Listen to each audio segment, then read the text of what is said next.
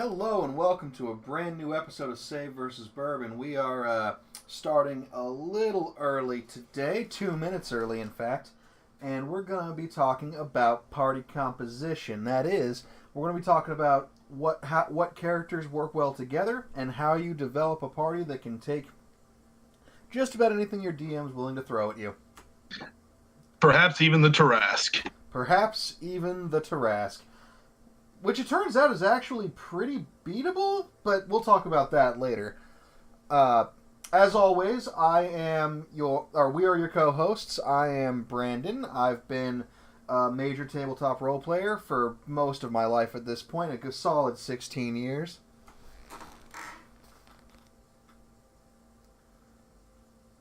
And with me, as always, is Steve. Hello, everyone. Much like Brandon, pretty much the majority of my adult life, or teenage and my entire adult life at this point, has been dedicated to playing games. And among those, tabletop role-playing games, and just pretty much most things. I'm a bit of a whore like that. Right, and we are coming at this from two different ends, since I'm usually a DM and he's usually a player. So we're going to be... And that's not to say we don't both have experience the other way too. But we're going to be looking at it from two perspectives, and we're going to be talking about how you can make a truly fun and useful party of heroes. Because it's easy to make a fun party of heroes. You can see that in various experiments. Not even experiments, just people getting together and doing things like...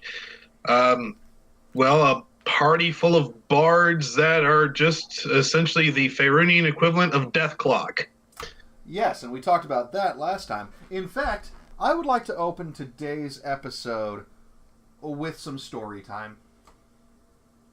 Oh boy, story time. I'll grab the bourbon. Indeed. So, story time for today. Once upon a time, I, as a young man, and the group of people that I played Dungeons & Dragons with got together to make a new campaign with a very specific and very, let's just say, silly idea.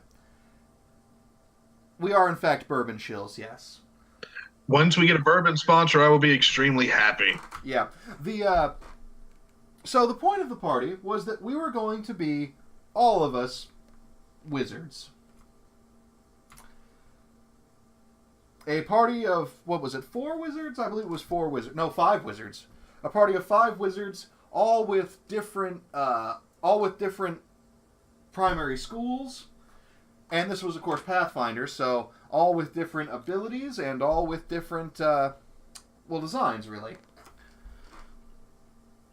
So... Oh, this is getting good already. So, this was a party where all of us had, D4 hit dice, no armor to speak of, just a pile of abilities, and an actual shitload of spells. So, naturally, because we were all being wizards, and because a party of all, say, fireball wizards is going to end badly for you about 100% of the time, for reasons we will discuss later, we split ourselves into basically 3 pretty regular wizards. There was a fireball wizard, and there was I believe a necromancer, and I don't remember what the third one was. Probably a diviner, but I don't know. And then I chose to play a transmuter, and I chose to make this character into a druid. The goal was that I would cast a bunch of buffs on myself and then turn into a tiger? Because tiger. Right. And then Sterling, our friend Sterling, who may appear in a future episode, played Sterling. Yes, played another melee wizard who used a bunch of a bunch of like optional stuff and a bunch of optional feats to end up with a wizard who could use Dimension Door to flank people by himself. Nothing personal, kid. Yeah, yes, nothing personnel at all. So, speaking of memes, real quick, I have to get this in before I explode. It sounded a bit like when you mentioned 5 wizards and fire and different schools of magic, as it were. It just, I almost expected you to go fire, earth, water, air, and then the avatar, bringing them all together. I would have said, heart as the last one, and then with your powers combined, I am Captain Planet. But so that was the point. So my point with this bit of story time is that even though we were setting out to make a party that was just 5 wizards, we still felt the need to make melee spec wizards. Which is really going to lend credence to what we're talking about in terms of party comp. Exactly, because you cannot... Oh, sorry about that, Cleese. Nightbot gets a little overzealous. Anyway. But, where were we? Oh, yes. Party comp of all wizards. Oh, yes. The grappling touch spell. Okay, yeah. I forgot about this. There was a 3rd melee wizard in that campaign. That's what the 3rd one was, because there was Fireball Wizard. I believe Grappling Touch was the Necromancer. So, he had built a character that had maximum grappling stats. He had like as much what? strength Multiple as he arms, could prehensile tail. What? No, he didn't have a prehensile tail though. Would have been funny if he did though. But he had as much strength as he could get, and the grappling feats, and importantly, still spell. So what he would try to do was he would just get people into grapples, and then steal all their health with vampiric touch. Because it turns out you can't take an attack of opportunity against a guy you're stuck in a grapple with, in those rules. Oh, the bad touch. It was very similar to the bad touch, in a lot of ways, actually. With the main difference that, it was kind of even more unfair if he could get them into grappling. Which, being a wizard, is kind of questionable. A bit questionable, but when it comes to grappling rules, usually, depending on which edition you're doing and how competent your DM or storyteller or GM is, grappling can either be really, really fun or extremely time-consuming and a massive headache. Yeah, and we'll talk about that later, actually, when we talk about, like, DM styles and things. And also, yeah. Of course. That's another good point, because the Transmuter in that campaign, and Cleese the Impure in chat right here was in this campaign, and he says, thankfully, the grappling was easier with a Transmuter who could make you a large mofo, which is absolutely true, because Transmuters in that game had a buff that would just make somebody 2 size categories bigger, and it turns out that's really useful for grappling. Because why be a grappler when you can be a huge grappler? Exactly. So that's how that went. But you'll notice, again, and this is what we're talking about today, you'll notice that we still had melee wizards. Because you can't actually build a party that's all ranged spellcasters and expect to survive. Even in the old game Magicka, your wizards had some form of, close range defense they could use, whether it was a sword or, in certain editions, a fucking bolt pistol. Is Magicka that old?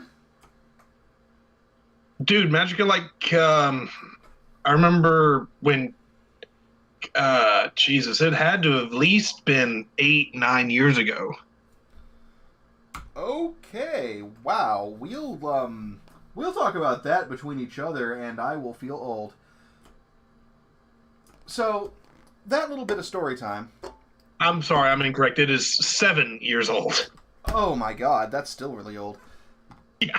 Anyway, that little bit of story time served to illustrate a point, and that point is that your party must have a frontline fighter of some kind.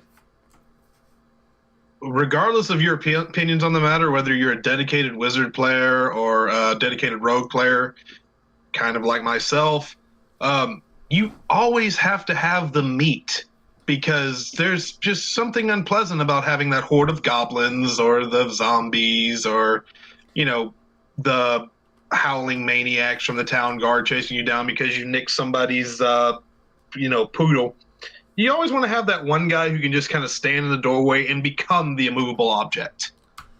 Yeah, and that party really did kind of lack that, because all of our melee combatants were kind of specialized. We were more like the 3 melee combatants were all really more like rogues than fighters, except the grappler. But the grappler was only useful in a grapple, which makes it less useful for standing in a doorway.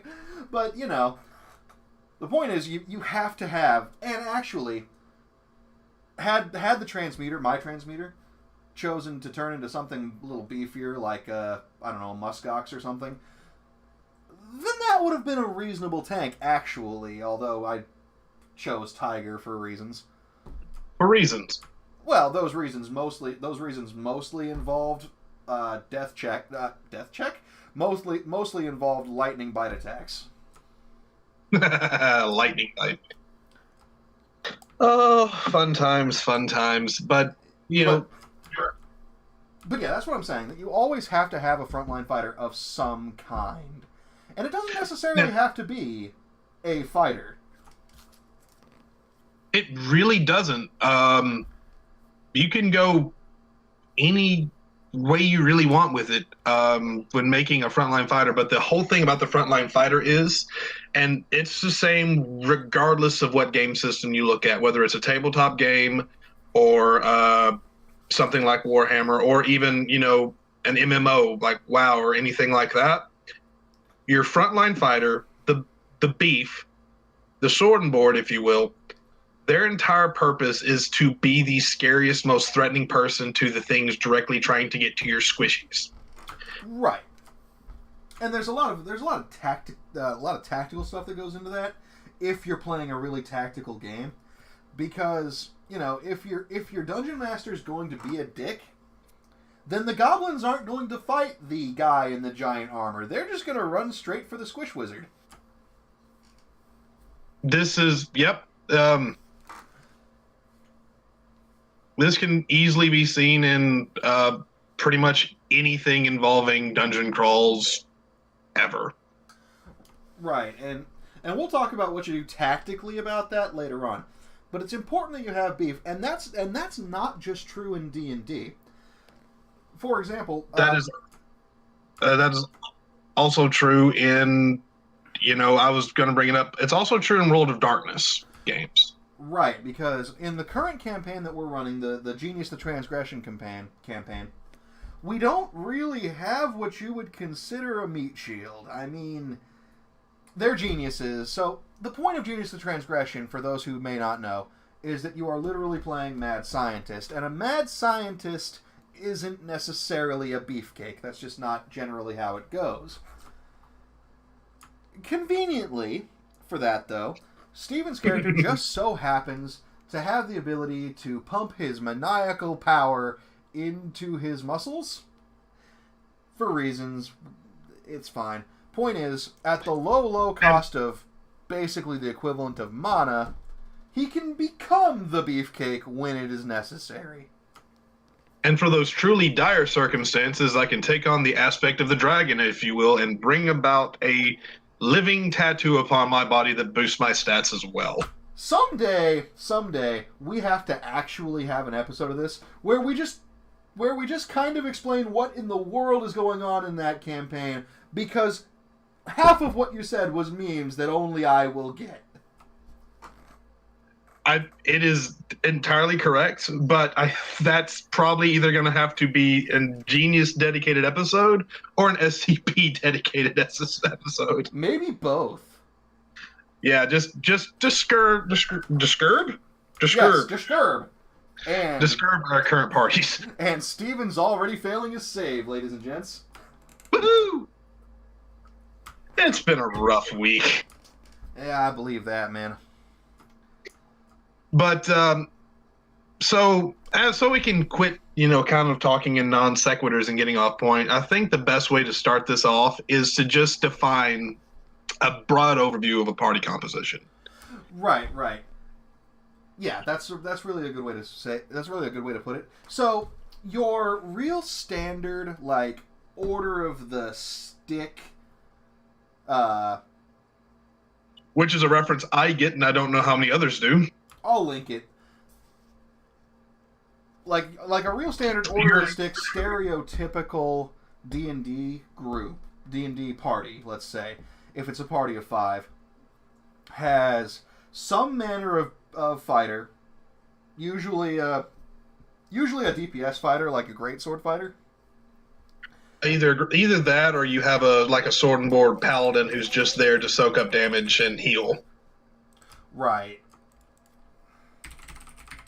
Or it really depends on the game type, because then you could lend into the weird hybrid classes, which we're not really here for. But your primary frontline melee is going to be some guy with a big stick swinging around, hitting other people with it. Right. Somebody whose whole purpose is to hit things with a stick and get hit with a stick and not die. And that's what we're talking about with your frontline fighter. And then you usually have some kind of melee DPS, like something that gets up close and stabs stuff. A rogue, say, someone with 2-weapon fighter, ranger, bad touch wizard. If you're looking at actual Pathfinder systems, speaking of hybrid classes, you have the Slayer, which is the hilarious combination of both a ranger and fighter. Is the ranger and fighter, ranger and rogue? Hold on, I need to check that. But it's a combination of the two. So you have the benefit of being beefy, swing, and have things that lend credence to you swinging things around. But you also get the benefit of a rogue's sneak attack damage, which is just additional damage per turn, which is what you really need. Right, and we'll talk about the importance of DPR later too. But so the standard party has the beefcake and then some kind of melee DPS. And then usually some kind of range DPS in addition to the wizard, because there's always a wizard or sorcerer. There will always be a spell slinger, and they will always usually be as close to tier 1 as possible. Oh God, we need to mention the tier system at some point. We'll talk about tiers later, but the important thing is that you always have a spell slinger. The spell slinger does AoE spells. It's basically the spell slinger's job to destroy all of the goblins before they can overrun the tank. And hi Sir Derp. But yes, it is Ranger Rogue is what you want is what Slayer is. Also an amazing band. Yes, also an amazing band. Although, okay, we'll have an episode about metal music at some point. Anyway. Because we will. Right, because of course we will. So, now we have some kind of wizard, some kind of beefcake, some kind of melee DPS, and then there's usually a range DPS, like a bow ranger, say, or a second wizard.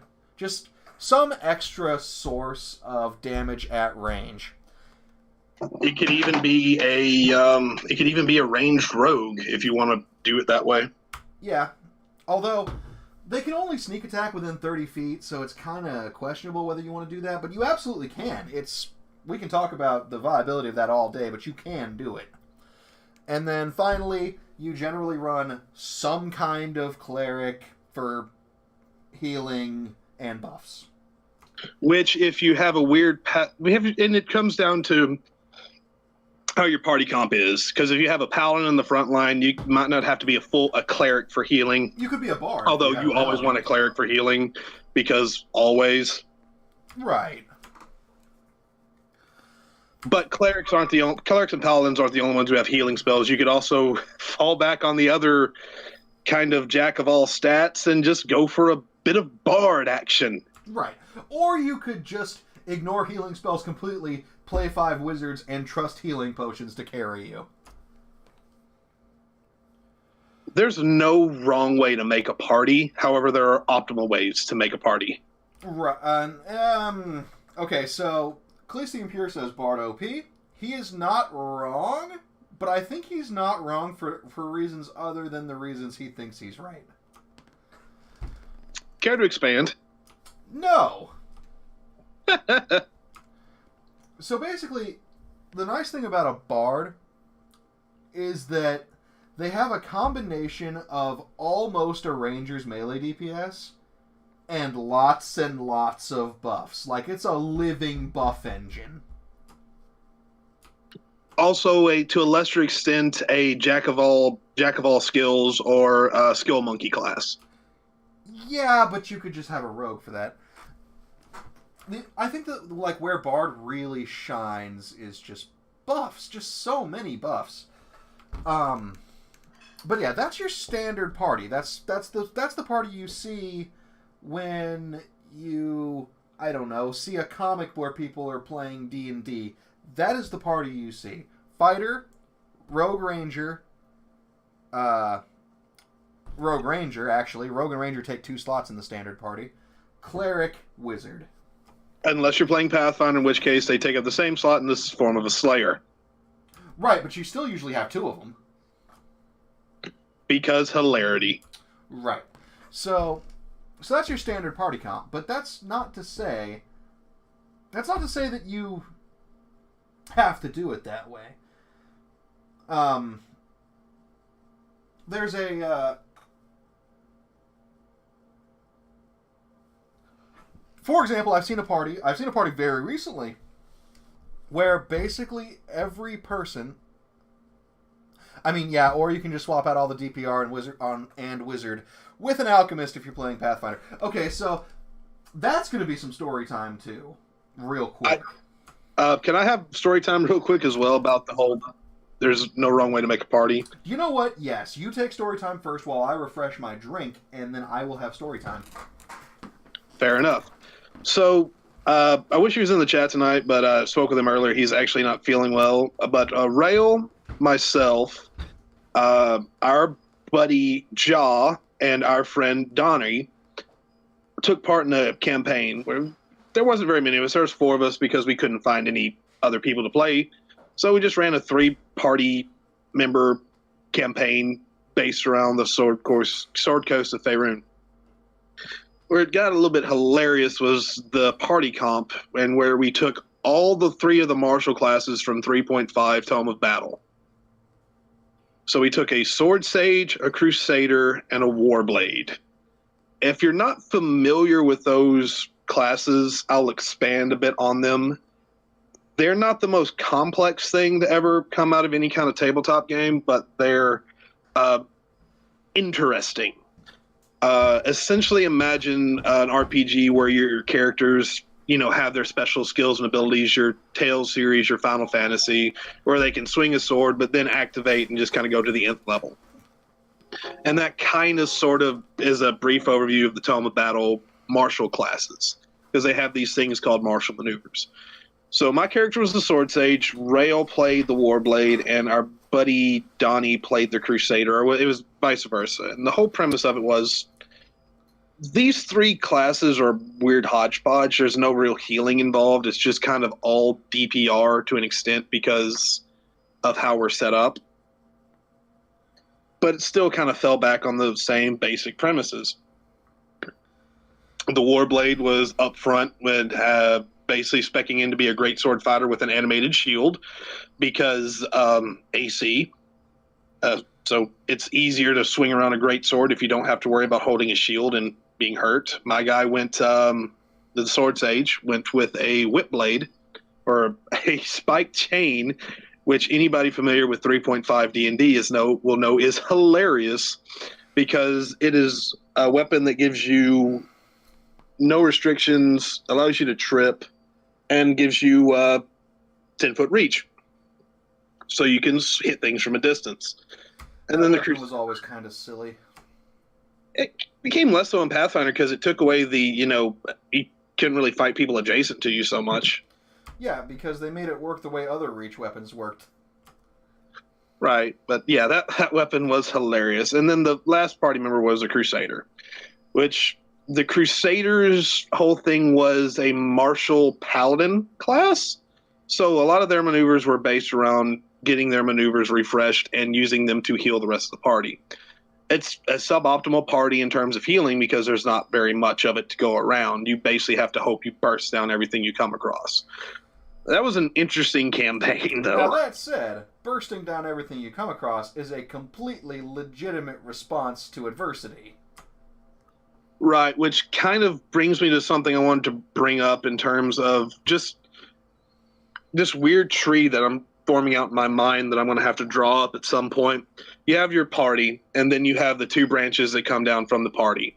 And there's overlap between these two, but when you're making a character and you're starting a party, you have to ask yourself, do you want to be someone who prevents conflict or someone who wants to end conflict?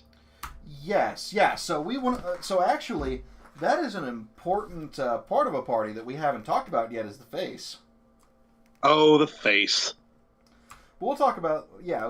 We need to talk about that because it's super important. It's actually more important in World of Darkness than it is in D&D. But the avoiding of conflict, and please continue with your point because I want to know where you were. I was going to the face place, but I want to know where you were going. So you have that tree as I described, and like I said, between those two perspectives, you have a lot of overlap. And this isn't just in tabletop games. This is also overlap in every form of media where you have any kind of party composition, whether it's fantasy, modern, or what have you. You have the people who want to prevent conflict, and you have the people who want to end conflict, which then brings you down to the standard, kind of back to the standard party comp where you have the people who want to end conflict are going to be your people who do the DPR, your fighters, your rogues, your rangers, your fireball wizards. And then the people who want to prevent conflict are probably going to be your more along the lines of your clerics and then your bards and your other social classes, because at their point, they don't have near as much. They have something to bring to conflict, but not as much as the other classes. So their whole thing is to prevent conflict from breaking out. Now, granted, in a dungeon crawl, this isn't something that can actually happen because you're expected to go through and basically kill whatever you have to. But it's really fucking important to have somebody who's going to prevent the town guard from hanging you for previous, infractions, or somebody who knows courtly manners, so you don't insult the king the first time you meet him. Right, although in Dungeons and Dragons at least, that's not necessarily gonna be one of your more supporty characters. That's sometimes gonna be the wizard. Like real talk, the sorcerer is sometimes gonna be that guy who is gonna talk to the town guard for you, even though he's also the one who annihilates roomfuls of goblins in a turn.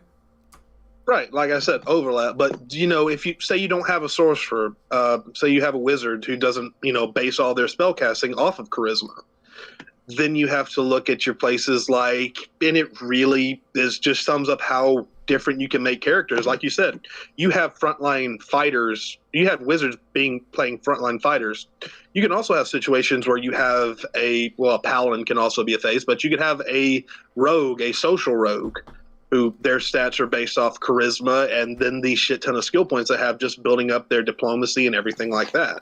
Well, see, that also overlaps with the use magic device rogue. Of course. But I think the absolute king when it comes to being a face, though, is you have to look at, like you said, the bard is mainly thing is in buffs, but bards also get other shit ton of other things that they can use. Bardic inspiration is great. Would you believe that I sometimes forget that the bard class exists? A lot of people sometimes forget that the bard class exists.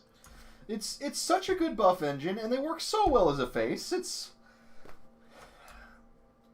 really kind of sad that people forget the bard class exists. And if you build it a certain way, they can also be a melee, bit of a offhand melee. I mean, they're not going to pump out as much damage as a rogue or a two-handed weapon fighting or a greatsword fighter.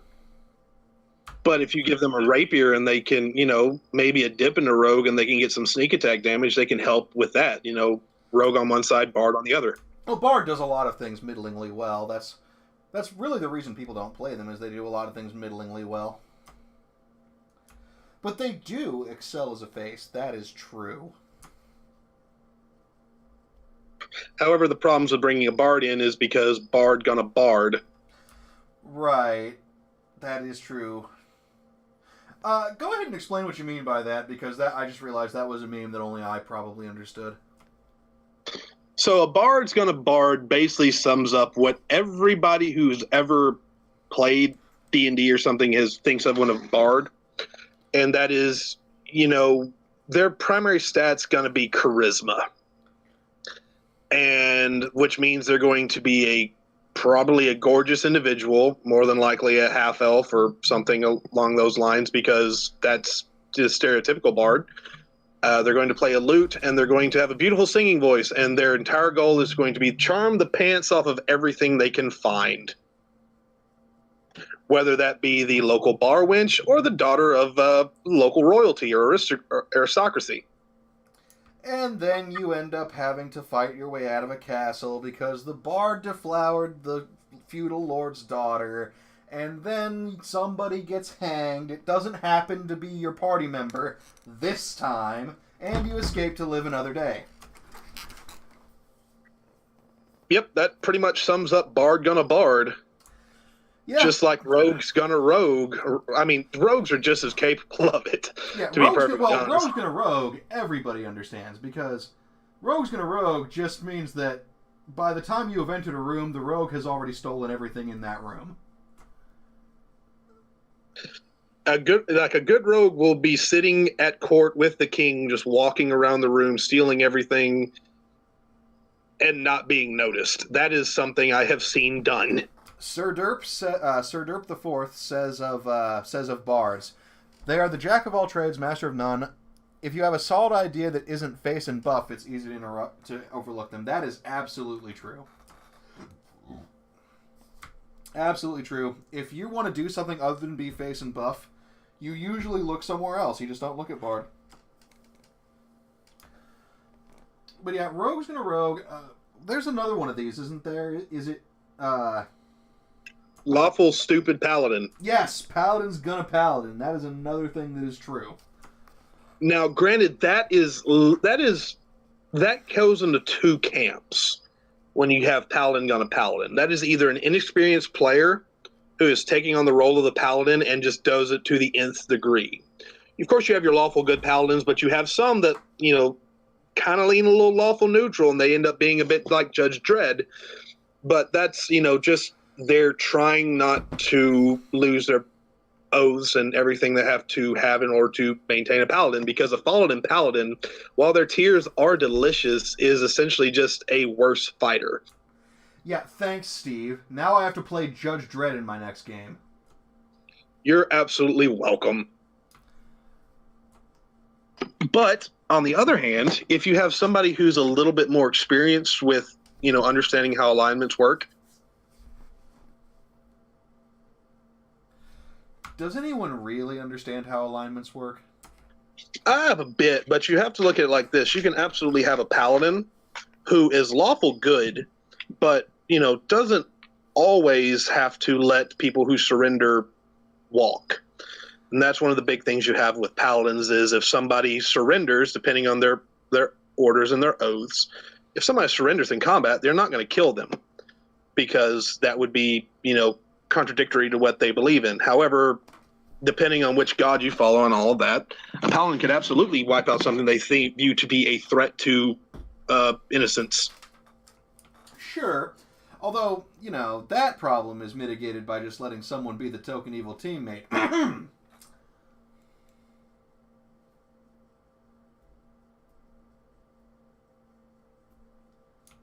Your silence fills me with shame. Hold on.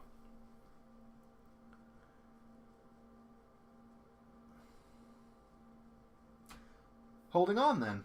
Had to have a quick aside. Sorry, what did you say? I said, what did I say? I said, although, instead of having the paladin just be better at paladining, you could just have a token evil teammate. or he doesn't even have to even really be a token evil teammate. You could just neutral, have token neutral. Like my idea is, if in a good party comp, you have the paladin who's going to go out of their way to be the knight in shining armor. Then behind the scenes, you have the things like the sorcerer and the wizard, who aren't so as scrupulous. And then you have the rogue, who is more than willing to take care of these things behind the paladin's back, which I have done on more than one occasion. Wait, I just realized that in a couple of ways we're describing Buffy the Vampire Slayer.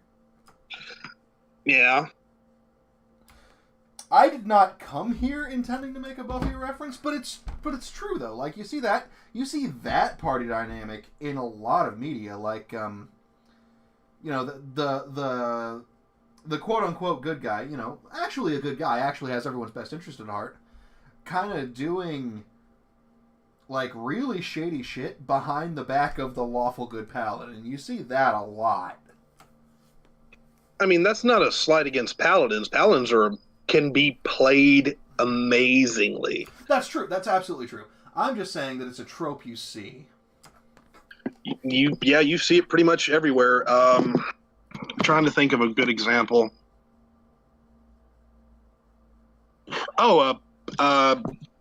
Episode comes in for episode of Ghost in the Shell, the anime.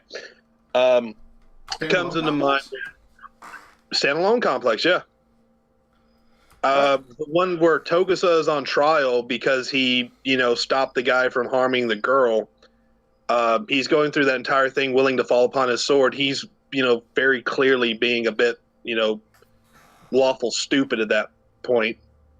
And then the rest of the team is working behind the scenes. And then you have that lovely little scene at the end where the, I forget the character's name, just returns that car to the garage that he used to run the lawyer and the defendant, the guy who was suing him, off the road to kill them. Steve? Yep. I think this was our first anime reference. Oh, God. I think we made it 4 whole episodes. I mean, I'm sure we've made references, but this is the first time we've dove into something. Yeah, maybe. Oh, I'm sorry. I was going to talk about faces. Yes, faces. So, in World of Darkness, there's kind of an opposite thing to that. Because it tends to be such a more roleplay based setting, like you don't play World of Darkness for tactical combat. The system is just not designed for that, right? I mean, I've been doing a fairly good job of it in both of my games I'm currently in. Right, but what I'm saying is, like, World of Darkness is not designed to be a tactical turn-based combat game. No, it is really not. Although, as we mentioned earlier, it always helps to have somebody who is capable of combat, because you're not going to come out of every social situation, golden. But that's kind of what I'm saying. What I'm saying is that in World of Darkness, that face versus combat dynamic is almost literally reversed. Like, absolutely, it's reversed. 3/4 of the party is completely non-combat. 3/4 of the party is based on mental stats and social activity because it's a role-playing game. And then sometimes the shit hits the fan, and you just need that one guy who can somehow pump out 13 dice of damage a turn. Yep, absolutely. It's in both my Vampire the Masquerade game and our Genius game. Well, granted, in the Genius game you have Susan, who's played wonderfully by Phoebe in the chat. Don't look for Phoebe. Played wonderfully by her. Susan's not a full combat character, but she has enough of it around to kind of be a kind of help Chuck with some of the load. Well, she's a combat support character. She has like CC basically crowd control. Absolutely. But very little in the way of like DPR. Right, and in my Vampire the Masquerade game, we have similar thing where a lot of the characters are capable of fighting things, but they're vampires. They can fight normal humans and come out on top pretty much 99.9% of the time. Right. I mean, and that's going to happen with the splat system. Like you're gonna just be better than a dude. Yeah, but it always comes up. You always need to have that one guy who, when shit hits the fan, can just sprout claws from his hands and rip a motherfucker's throat out. Okay, so I'm going to talk about a prime example of this is the character I'm playing in Pat, who should be in chat, I think. Pat Shark? I don't see her. In Pat's Beast the Primordial campaign, I am playing just a guy, he's an academic even. Like, my primary stats are in intelligence. But he can also breathe fire? Long story. Yes. Long story. My point is that everyone else in the party is playing kind of more reasonable characters. They have some amount of small combat skill, but generally they don't have very high physical stats. They don't have very good weaponry. They can survive a combat fine. Like, they're not going to get jibbed like a squish wizard, but they're not. The DPR leaves something to be desired, let's say. But they all have good skills for standard play, because you don't get into combat all that often in World of Darkness, depending on your DM, of course, but you don't get into combat all that often. When you do, I happen to be playing that character who can just very suddenly create 13 dice of damage. As am I in both the World of Darkness games I'm playing in, but that's more along the lines of me seeing a gap in our party comp and filling that role. Right. I'm just saying that it's kind of interesting to me how the face to combat roles are almost reversed between D&D and World of Darkness. Absolutely, and just for reference, the storyteller for our Vampire the Masquerade game is actually Sir Derp IV. He's so far been doing a spectacular job, and I look forward to seeing where he drags us into the seedy underbelly of early 2000s New York. Ah, the early 2000s.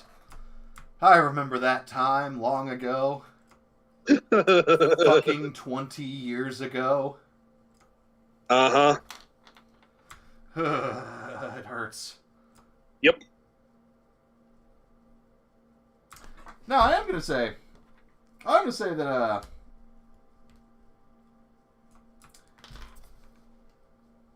gonna tell you about a bad party comp. Oh, do go on. A party with 2 fighters, 4 rogues, 2 rangers, and a wizard. Okay. Think about it. Da da da da da da da.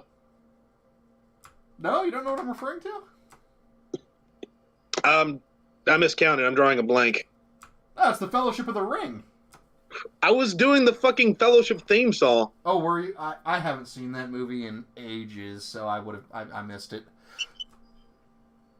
Now, that party did have a face, though. It was Gandalf. Or Frodo. No.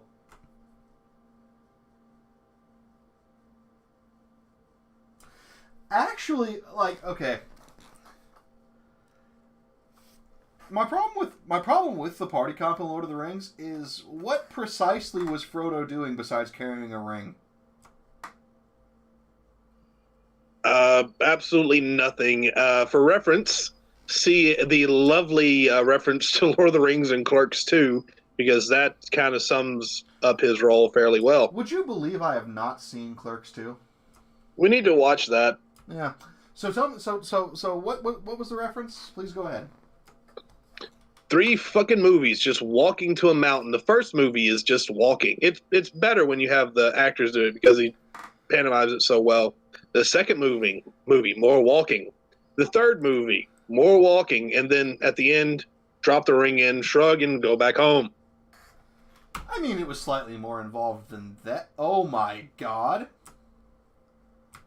The Fellowship of the Ring even had a token evil teammate. Yes, it did. It was Gollum. Well, yep, that depends on which party comp you're talking about. You could also refer to it as the Fallen Paladin token evil teammate in Boromir in the first movie, first book. Okay, I'm just going to say Boromir was right. As Sir Derp says, no, Frodo was a face in an AD&D and rolled stats and got garbage for them all. That is, I mean, yeah, kind of true. I mean, he had high dex, I assume, being a halfling. Well, yeah, halfling's going to have high dex. Well, not even the only, because I love the work of Tolkien. I love the movies. I love the books. I love everything about it. But when you look at it from that perspective, not even from that perspective, when you look at it from the perspective of party comp, when they were written, there was no such thing as an idea for party comp. You say that, but there was, though. Which one was it? Combined arm squads. Combined arm squads, true. But in terms of, like, just in the D&D Pathfinder world, I mean, because of Tolkien, we have a lot of the stuff we're talking about nowadays. Actually, wait. Think about it. Hang on. Think about it, okay? Okay. Tolkien writes Lord of the Rings in the 60s? I forget. I'd have to fact check it a bit. Well, hell, we've got Google.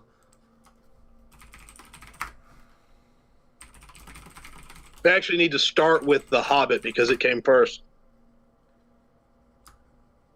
The Hobbit was a terrible team comp because it was a bunch of fighters and a single rogue and then a wizard. Yeah, and the wizard honestly didn't do anything. Oh my god. Okay, so I was way off. The Fellowship of the Ring came out in 1954. Yeah. And The Hobbit came out in 1937. Yeah.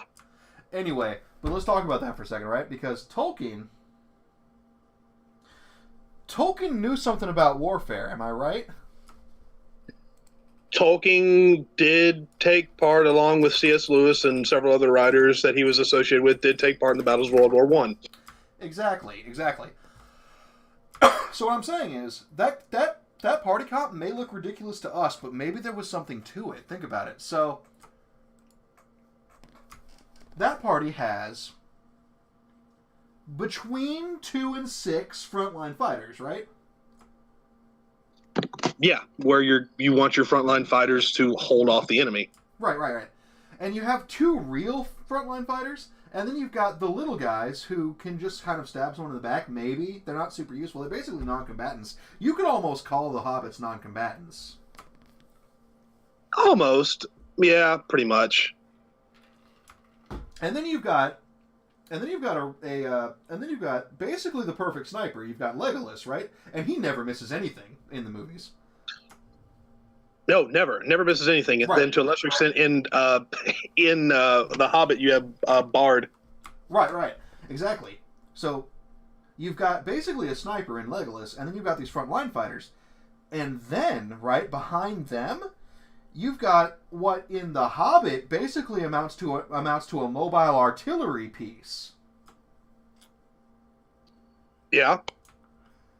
So what I'm actually saying is that that while it doesn't make sense to our current sensibilities as role players, right? Because we like to have support. To Tolkien, Absolutely. To Tolkien, that combined arms combat situation made perfect sense. Oh my god, it does. Because think about it, who even has healing spells in Lord of the Rings? Nobody. The Arwen, Galadriel, Elrond. Yeah, but it's not like I chant a little bit and then you're healed on the battlefield. It's like, hey, sit in this bed for 3 days. I'm going to touch you with herbs. Because field hospital. Exactly. That's what I'm saying. What I'm saying is that coming at it the way he did with World War II experience as opposed to like World War I experience. He did not take part in two. I'm sorry. World War I experience. Coming at it with World War I experience as opposed to with tabletop gaming experience, that party comp actually makes perfect sense. It really does, and you can. I mean, Yeah, it really fucking does, because then you lead over to more tabletop gaming, tabletop war games. It's essentially those party comps are just an Imperial Guard battle line. Right, yeah, exactly. Because in war games, you have to use that combined arms tactic. You have to, screen the charge and then shoot them. Yes. Or just, okay, you're Imperial Guard, or just call down the Basilisk Artillery, I guess. I mean, yeah, and if you're Imperial Guard, there's also the worry that the Lord High Inquisitor is just going to say, fuck this, and nuke the planet from orbit. Exterminatus. Now, does that mean, follow me here, does that mean that an ideal party comp might actually be enough frontline fighters to keep the backline from dying, and then just wizards? Yeah, absolutely. Throw in somebody who can be a bit of a face, or pick locks, and you're set. Granted, picking locks is less of a concern if you have somebody who can melt metal or kick down a door. Right, exactly. And it's a lot easier to acquire materials if everybody's dead. You don't have to worry about sneaking in and lifting things. So I would almost argue that the perfect D&D party comp is just fighters and wizards. Although there is one problem with that. Fighters can only fight for so long. Wizards can only wizard for so long. That's not a problem. Well, I mean, granted, wizards run out of spells. Wizards can run away. Fighters are stuck on the front lines, dug in. If they try to run away, they run away. Who cares about a couple of attacks of opportunity? Nobody. I mean, it depends on what point of the fighting you're talking about. If they've been grueling there for 5 minutes, then they're low on HP. A few attacks of opportunity might knock them down. Also considering the fact that the enemy also tends to run combined arms. Sir Derp the Fourth says the healers in LTR were really just NPC clerics in town. Yeah, pretty much. Which is even more hilarious, because I remember I used to play the Lotra. I used to play Lord of the Rings online, and there wasn't really any full-on hardcore dedicated healing classes in that game. Ugh. I mean, there were classes that could heal. I mean, but you had things like the burglar, and the way they had a combined attack thing where they place a certain thing and they heal the entire party. Right. But it's not like a cleric channeling, which I would almost argue that the perfect D&D party comp would be fighters, a couple wizards, and then a cleric. See, that's actually what I was going to say, because the problem with... Okay, the more wizards you have, the higher your DPR. The higher your DPR, the shorter fights are. The shorter fights are, the less damage your fighters take, and the less damage your fighters take, the less you need a cleric. So, which works right up until you reach the end of the dungeon and suddenly there's an ancient red dragon there bearing down on you that just flames the entire corridor. Well, no, then you just bring an alchemist who deals 300 DPS a turn. Or DPR around. Yep. Oh, a thought just occurred to me. Okay, hold on to it for just a second, because what I'm saying is that as many wizards as humanly possible is the optimal team comp. Optimal in the sense that you must play the tactics game perfectly. My thought actually leads into that a little bit. Go ahead. So, I'm not sure how many... I'd like to think that everybody in the chat currently or watching is familiar with the Fire Emblem series. Or any tactics series in general. Oh my god, I am actually a Fire Emblem fanatic, and I don't think I've ever told you that. Great, so you'll love this. Also, going back to even, a franchise I don't think I played a game of since like 2005, Advance Wars. Oh, Advance Wars. So when you look at it from the perspective of Advance Wars, each individual unit is, an entire unit on the battlefield. If you just kind of work it around a little bit, you look at the party comp from the perspective of an actual military company. Right, although, again, like, the fact that you've only got 5 members makes it not really that. just follow me on this. Okay, I'm following. Yes, the SPV Dragon Ball Z, everyone is a multi-class monk. That is correct. That is not. That is no. Some of those characters only shoot ki blasts. Those are wizards. But anyway, so let's look at a party comp from a perspective of Fire Emblem. Each individual character, you have your front line set up so to protect your healers and your archers in Fire Emblem. Now transpose that over to the Advanced Wars setting, where each individual fighter is actually a squad or a platoon of soldiers, holding the line while the artillery in the background, attacks the other force. And then you have your specialized units that go in and heal and do other things. So if you break it down from that perspective, if you make a party comp that's essentially a modern day combined arms force, you've got something that's pretty spot on for what you actually need. Yeah, but instead of that, when I play Fire Emblem, I usually just go maximum Pegasus Knights. Which is absolutely fine. That's your that's going to be your air cav, right? Right. I just go hard air cav though, like just air cav. What do you do when there's like 50 snipers on the board? Get them into melee range and kill them with my air cav. Which, basically is coming back to a modern day equivalent. You have the combined arms, the air cav, mobile infantry. They get in and they attack the anti-air detachments. So if the anti-air detachments can get there and shut them down, lock them down, then there's not much they can do, which leads, to the rest of your army getting overrun. Right. Yes, that's true, and that's why you need combined arms. However, I would still argue that you could get away with a melee wizard in that role. Yeah, probably.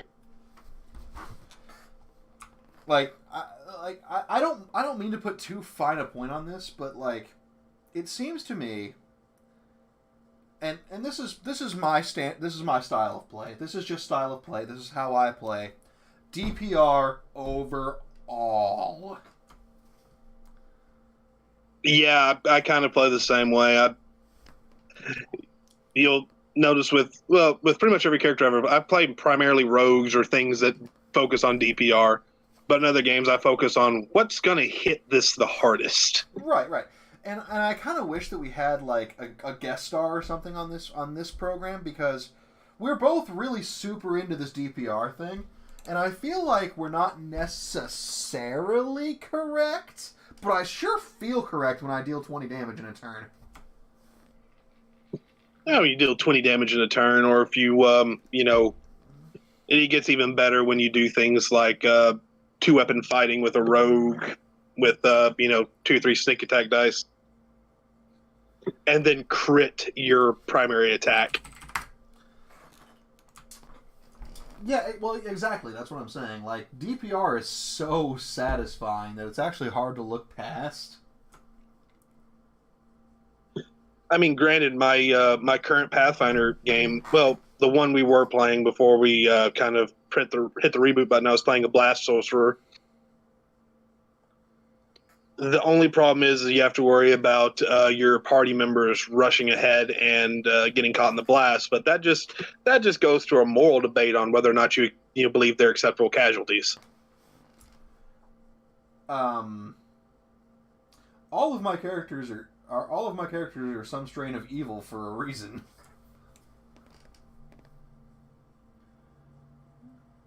Fair enough. Yeah, no, you're definitely right, and that is a problem. That is a problem specifically with caster DPS. Is that there's always that chance that you just blow up your fighter, which, okay, sure, I guess that's a problem. I guess if you insist. It's less of a concern in modern MMOs and stuff, because you don't really do many spells that cause splash damage to your allies. But at the same time, right? And I can't. Okay, I cannot include standard MMOs in this conversation just because like, modern MMOs enforce the party comp. Like, This is true. You in a modern MMO, World of Warcraft, you cannot run a party that has anything other than 3 DPS, a healer, and a tank. That's all you can do.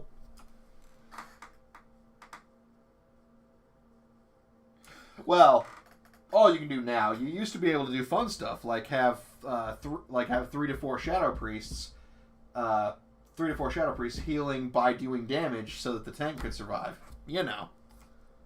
Or you used to be able to have, like me, mage tanking a boss. That was fun.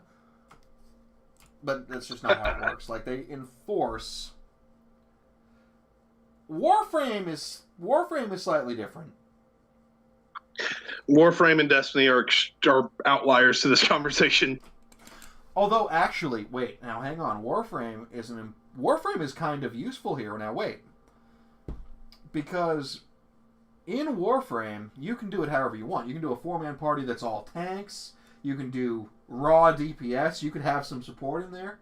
You could do, like, a party that's nothing but hybrid stuff. Although, even in Warframe, right, just going maximum DPS means you finish the level faster.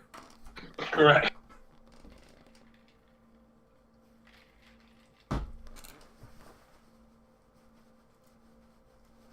you ever play Warframe? Yes, I did.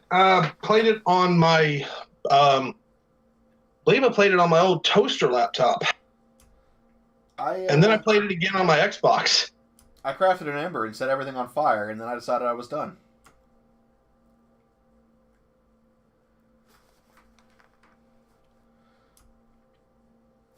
Right, that's... Okay, so, Don't Look for Freebie says going max DPS means you get one shot, and that is true in most of these games. And that's what I'm saying about, like, this enforcement of a particular meta. Because, like, they lack some of the depth of tabletop, some of the, Got it. Imagine going a 5 sniper team in XCOM. Ugh. Yeah, it hurt, didn't it? It hurt. But in XCOM 2, you could. Mm-hmm. You could do it. You could do 4 snipers and 2 gunslingers, because gunslingers are technically snipers. And then you could just play the shooting gallery.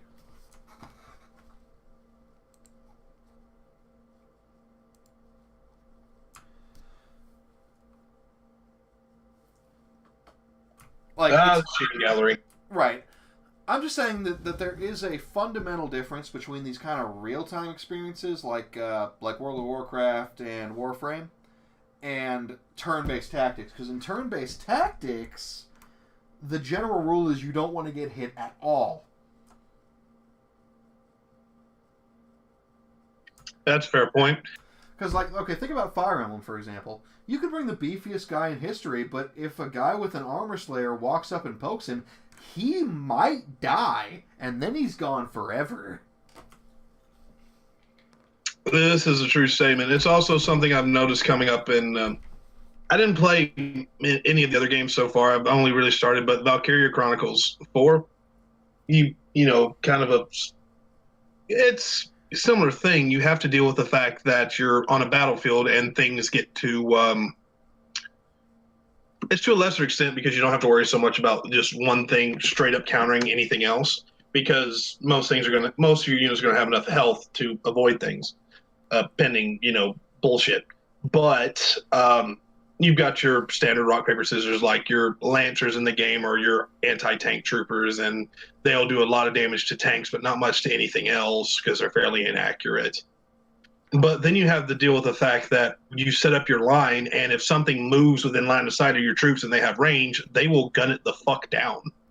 True, and that's kind of how it works. That's kind of how it ends up working in turn-based tabletop war games too. I will hold my action. Right, hold action is powerful. It's just, that's kind of what I'm saying, though. When you think about it, the main weakness of the beefcake in turn-based tactics is that almost no matter how much HP you have, you're still just a couple of crits from dead. Correct. Like, getting hit is a risk in an environment where attacks do variable damage. Like, okay, when in World of Warcraft, when Deathwing swipes at you, it's going to do a set amount of damage. Maybe there's some variability, but he's not going to crit you, and you're not going to die. The healer's going to be able to stabilize you, and the DPS can just keep plinking away. You can just tank. That's just how it ends up working. In turn-based tactics, you can get crit and you can die. It doesn't matter how much health you have. So being in that position where you're getting attacked is much less... it's much less desirable in turn-based tactics. Whether that be, World of Darkness or D&D or GURPS or whatever you're playing, getting attacked in turn-based tactics is always bad. This is a true statement. And that I think it's kind of a problem, because I think that's the reason that you end up with, for example, this tier list where Wizard and Sorcerer are just the top of the tier list. Let's bring up the tier list, shall we? Yeah, let's talk about that for just a second. So, we want to do the standard 3.5 or just want to do Pathfinder? Which one do we want to do? Let's just do Pathfinder. Pathfinder's easy. I'm pulling it up. Yeah, me too. So, for the uninitiated, tier list refers to the concept that the general belief of the entire, everyone playing the game is how these characters are ranked in terms of tier from, was it tier 6 to tier 1? Right, and it's not the only thing with tier lists. There's tier lists in fighting games that we can talk about in a later episode. Like, there's tier lists in all kinds of stuff. It's just the best thing tends to be the top tier, and then it goes down the tiers until you get to stuff that's less useful. And different things have different tier lists, and different tier lists mean different things, let's say. So, like, in an example I give for tier lists is in Guilty Gear, the top tier character and the bottom tier character are not actually that far apart. There is a difference. You can tell there's a difference. But it's not like the difference between Ryu and Dan.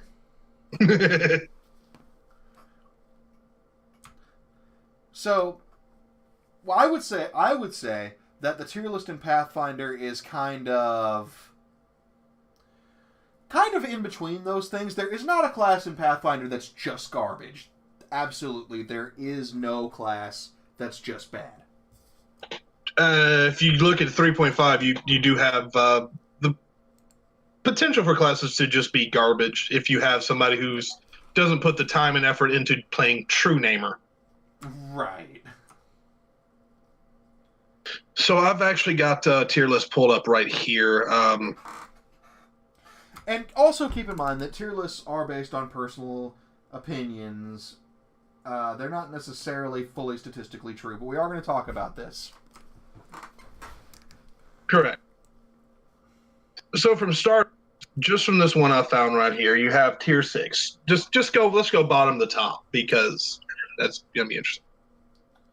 For whatever reason, this is the one that is from the Paizo forums that this person linked on the site I'm currently on. At tier 6, you have your common NPC classes, where within your Pathfinder D&D games, NPCs have their classes, and those classes are essentially just there to give them stats for if you decide to kill them. Right. There's not much there. It's not like they've got a bunch of feats and stuff. And any time that you run into somebody who's going to be a bigger problem, they're going to have regular character progression anyway. This is just your standard farmer, what have you. I hesitate to say standard bartender because you could look at them as being retired adventurers and don't fuck with them. Oh yeah, I have never run a bartender that was less than like level 8. Correct. Also included in this tier list, though, which is a bit weird considering it's from Paizo. It's got monk. Doesn't really go far into it, but other archetypes. I'd have to do some digging into that, but I don't know which monk archetypes are referring to. Oh, probably that means quote-unquote other archetypes, because specific archetypes of monk are higher tiered, probably.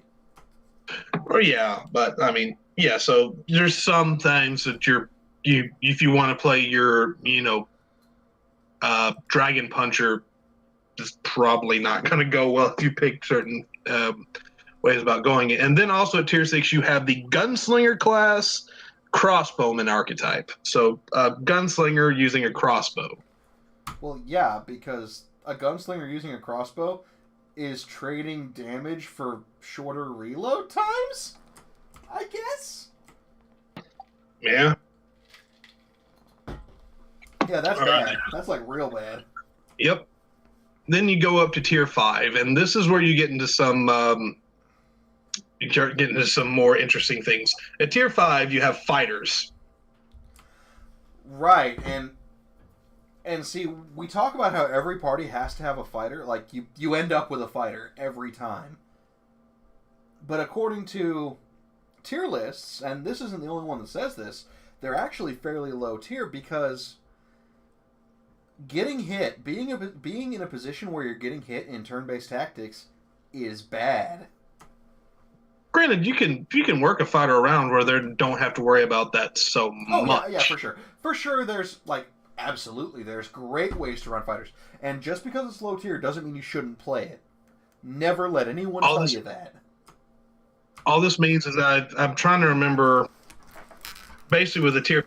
Oh, here we go. Here's the listing. So, 7... 6, objectively worse is their speciality than others. So tier 6 have a speciality, but they're not as good as anything else that has their same speciality. Tier 5s are good at one rarely applicable thing, or mediocre at one thing, or simply too unfocused. So, which is a bit weird because you look at it from fighters. I mean, what's their whole purpose in being is to, stem the tide of bad guys. They're really good at that, but they're not going to be the main damage dealers in your party more often than not.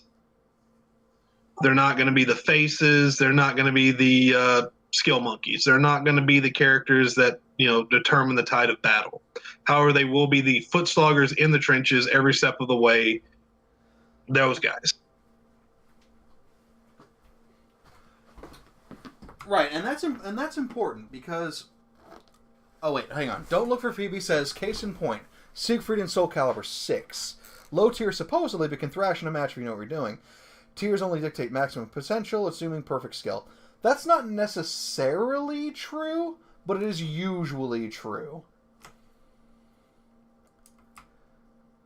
Actually, let me go to this other list. There's another list on the same page that's a little bit better because this one, the one I was looking at, leaves out a lot of things. Right. Untiered, you have your anti-paladin, your cavalier, your samurai, your shifters, your slayers, and your swashbucklers. Right, and those are untiered. I think because at the time of writing they were new. Well, I mean, it's not even that. It's just that they haven't. Yeah, they're primarily new because the writer specifically says anti-paladin is probably tier 4, and the rest are probably tier 5. Right. Well, let's not get bogged down in the specifics of the tier list. The point is that, in general, as you go up tiers, you find that classes are capable of doing more damage at less risk and having more utility stuff. Correct. With tier 5 being your fighters, your gunslingers, which means range damage, range DPR. Right, range DPR. But, again, The difference between a gunslinger and a wizard. They're both range DPS, but the wizard does more damage and actually has out of combat functionality. This is true. You also have the fact where a gunslinger's by and large always going to have to roll to hit. Anything that can throw a fireball does not have to worry about rolling to hit. Right. Yeah, you never rolled it. You never rolled a hit with fireball. I mean, you sometimes just miss with fireball because stuff has reflexes or whatever, but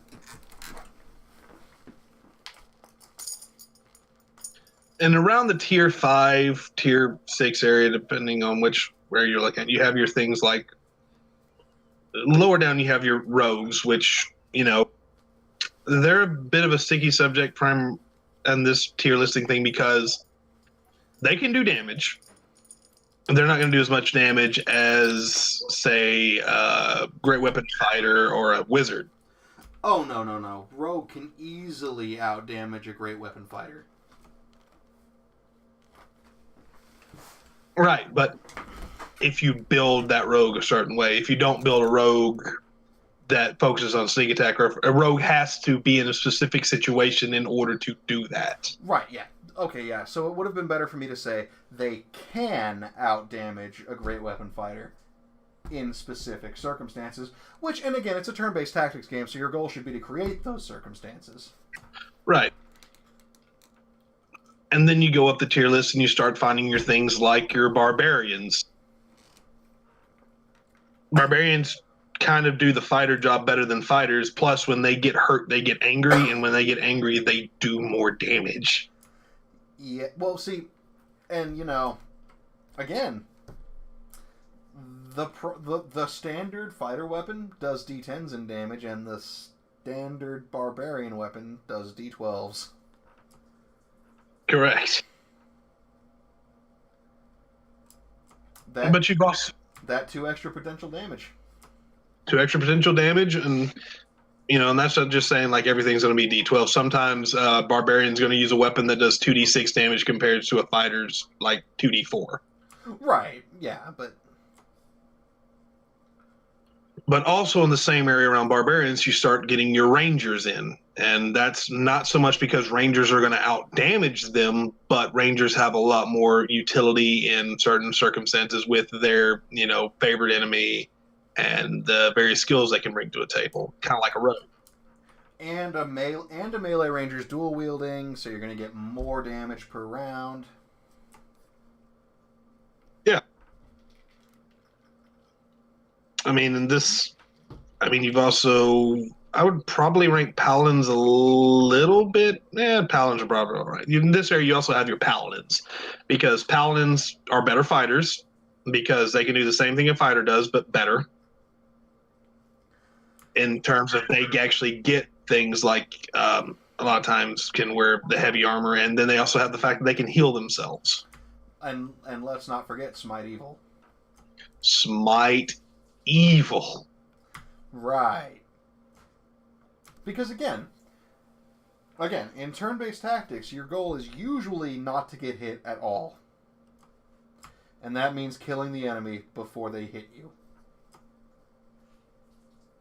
Correct. And then you start going up the skill list, and you start having your war priests, your skulls, your inquisitors, summoners, and alchemists. Right, and Summoner's in a really interesting place. Because, in a way, Summoner does serve your goal of not getting hit by summoning other stuff to get hit. Right. But the lack of DPR, because you're trading DPR for this ability to summon, means that your opponent has more time to hit you. And that's a bad thing. Exactly. Basically, I'm gonna spend this whole podcast tonight arguing for maximum DPR. All the damage. All the damage, all the time. Do continue, I'm sorry. And going up to that point, like, You have your scalds, your inquisitors, your war priests, your bards, and your alchemists, because they have more. Basically, as the tier listing goes, capable of doing one around tier 3 area, capable of doing one thing quite well, while still being useful when that one thing is inappropriate. Right, and yeah. So this tier list is taking into account variability. If you can do lots of stuff, that makes you better, which is absolutely true because say a bard is definitely more useful than a fighter in a situation where you have to talk to people. Mm-hmm. Because charisma could be a dump stat. Exactly, and a bard can still stab people fairly well, or be a buff engine, and that's the thing they're actually good at. Or heal. Right. They have access to heal. They don't have access to a lot of the higher level healing spells, but they can still have a cure light wounds or cure moderate wounds thrown in there. And remember, all it takes to keep you from bleeding out is a cure light. Yep. But then we start getting into the tier 2 categories. Right. You got your oracles, psychics, sorcerers, summoners, and unchained sorcerers. And the description, by and large, I see across the internet, tier 1 classes are countries with 10,000 nuclear weapons.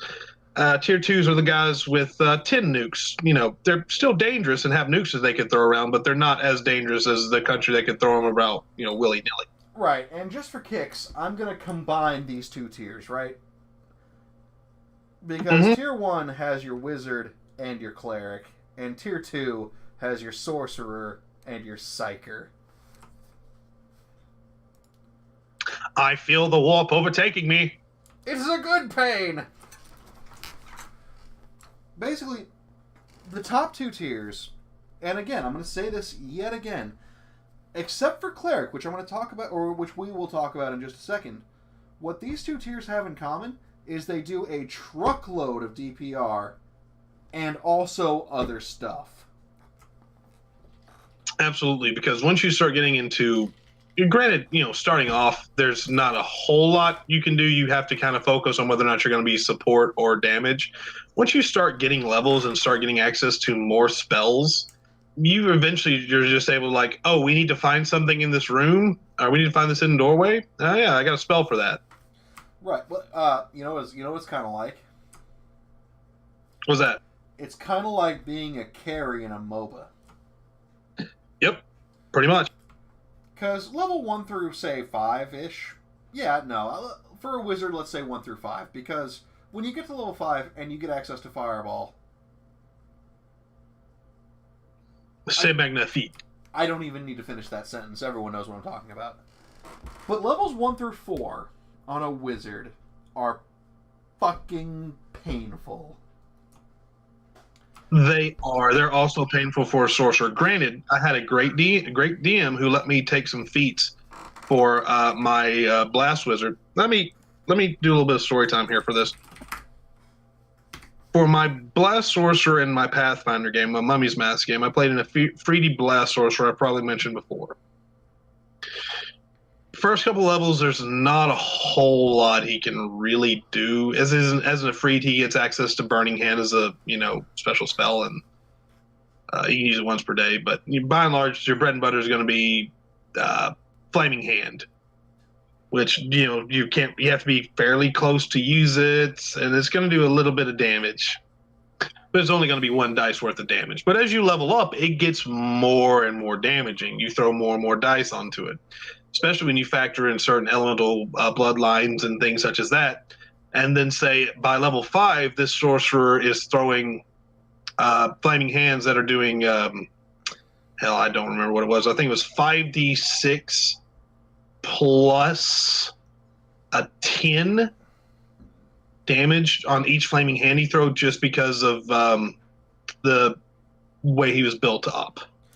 Right, exactly. Like, starting at low level as a wizard, you have what? Scorching Ray and Magic Missile? Yep.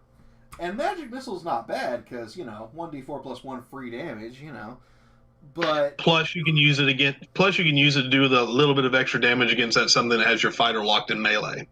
Exactly, alright. It's useful, it's fine. It's just that as a low-level wizard, you can cast Magic Missile twice. Yep.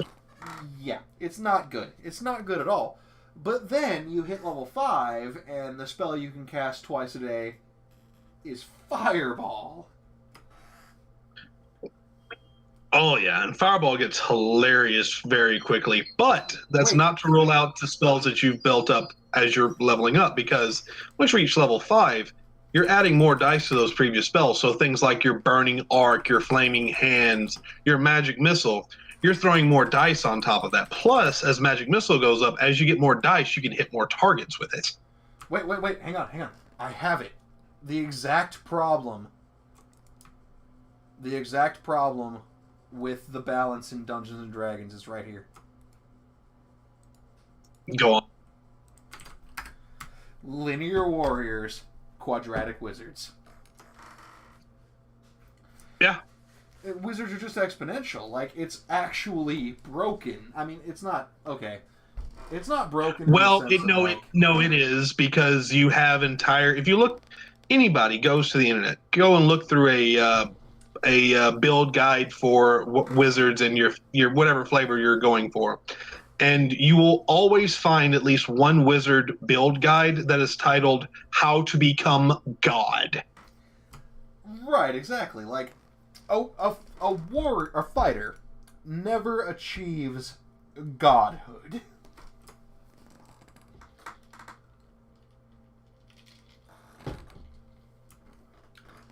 Unless they're riding the coattails of a wizard. Right, and that is a problem with D&D, really.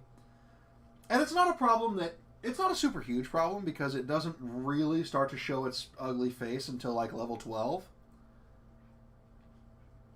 So if you're playing, relatively low level, by which I mean, 10 and below, then it's not so bad.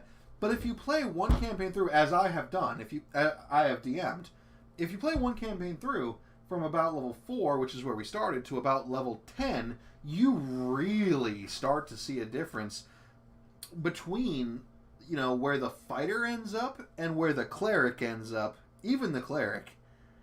There's a big difference. Oh, yeah. Unless you're an idiot like me and you give the fighter an overpowered weapon and then... Oh, that was a good campaign. And well, man, at that point, you just about, it comes down to how your particular GM is. You either have to accept that the player is going to accept the fact that they're going to be outdamaged and outpaced by the wizard and essentially just there for grunt work. Or, of course the GM can always work in things that will make the fighters and other classes feel, like they contributed as well. Oh, story time. Yeah, story time. Today's story is in the category of Brandon teaches you how not to DM.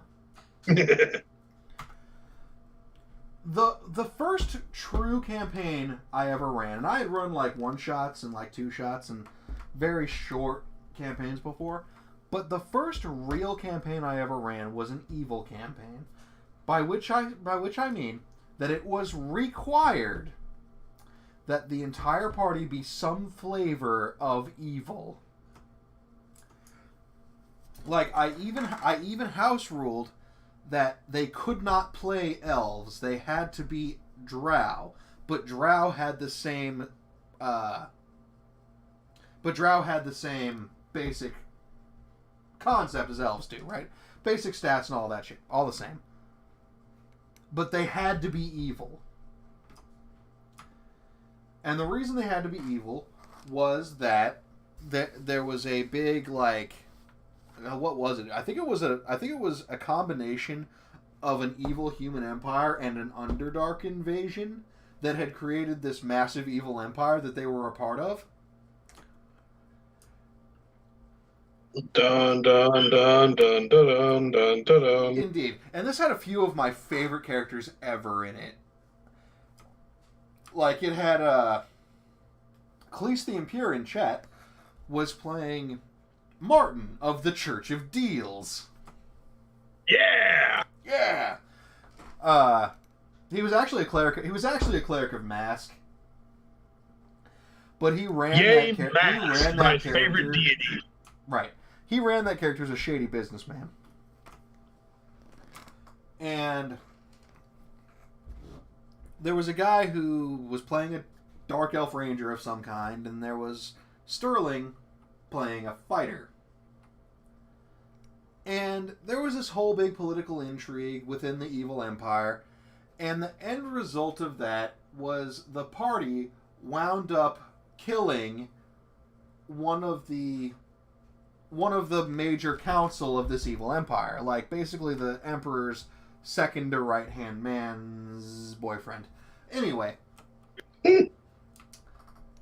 so I had designed the councilmen to each be an overpowered encounter, right? I mean, of course. Like, their technical CR was close to 7 or 8, but they had abilities that broke the fight. His ability was a sword, which I cast sword. Yes, which let me tell you about this sword, okay?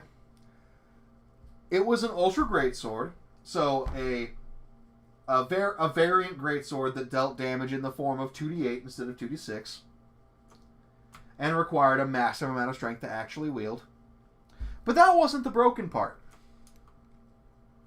No. The broken part was this weapon's enchantment. It basically stated the wielder may target with an attack any creature within 30 feet, at which time it will teleport to that target as though via dimension door. Wait. Oh, god damn it. It's nothing personnel again. Well, the important thing was the important thing was this particular councilman could swing that sword at anybody within range, no matter how far away they are. 30 feet, he can swing it at you. He'll teleport to you with dimension door, but he can swing it at you. Well, so they defeated him way too early, way earlier than I ever intended them to. And then the fighter picked up this sword. And the player, Sterling, turned to me and asked, "So how does this interact with Great Cleave?"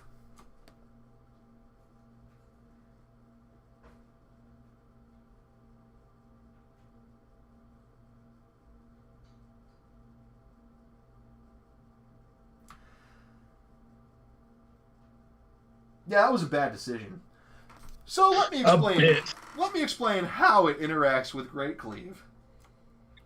Oh, I'm familiar with how it interacts with Great Cleave, but share for our audience. Oh, yes. Here's how it interacts with Great Cleave.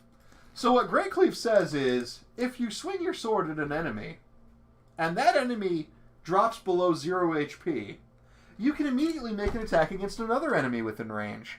And if that enemy drops below 0 HP, you can make an attack against another enemy within range. Now, what that usually means is you can only hit like 4 or 8 enemies at once if you were standing right in the middle of a cluster of them. But then you add a 30-foot teleport between each attack.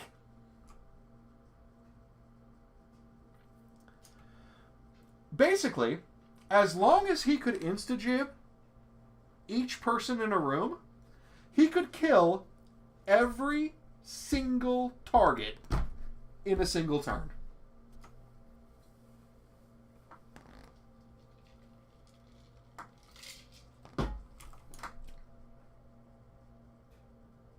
And still wasn't as useful as the wizard of that party.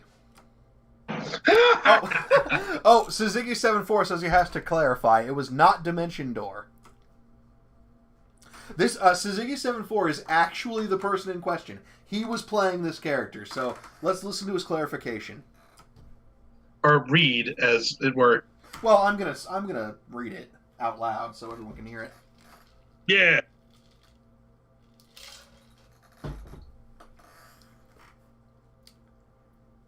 Oh, that's right. Yeah, no, it wasn't a teleport. It was like it was just a fast movement because it did trigger AOs. That is true.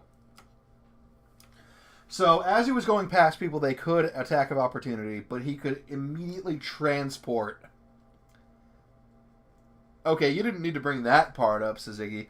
Also, it had 18 to 20 times 3 crits. Yeah. You absolute fucking monster. That weapon was broken.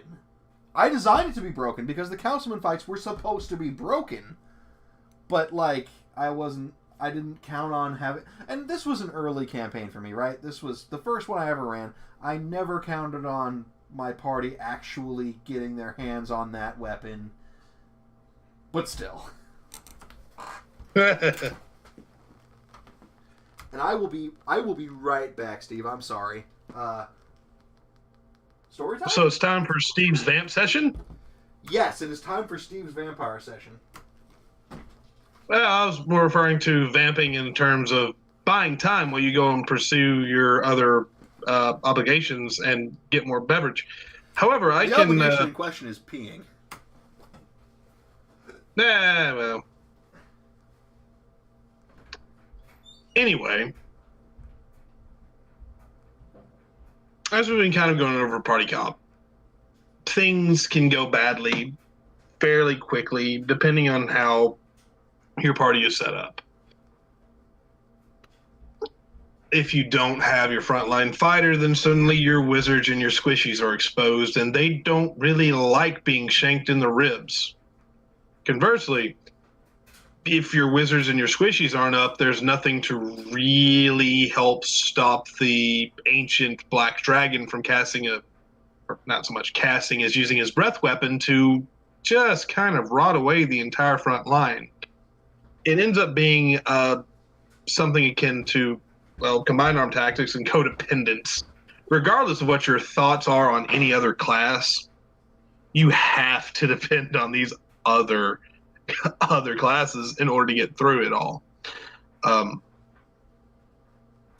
As good as a wizard is, if suddenly there's a rogue sneak attacking them in a high level game, then there's not many hit dice to go through there.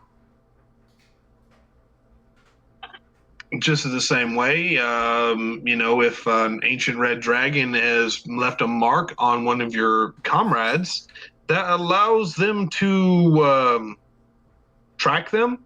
Not even an ancient red, the offspring of an ancient red. Having a wizard around would have been spectacular to cast some spells to prevent scrying, because there's nothing worse than having a red dragon blot out the sky and trying to immolate you.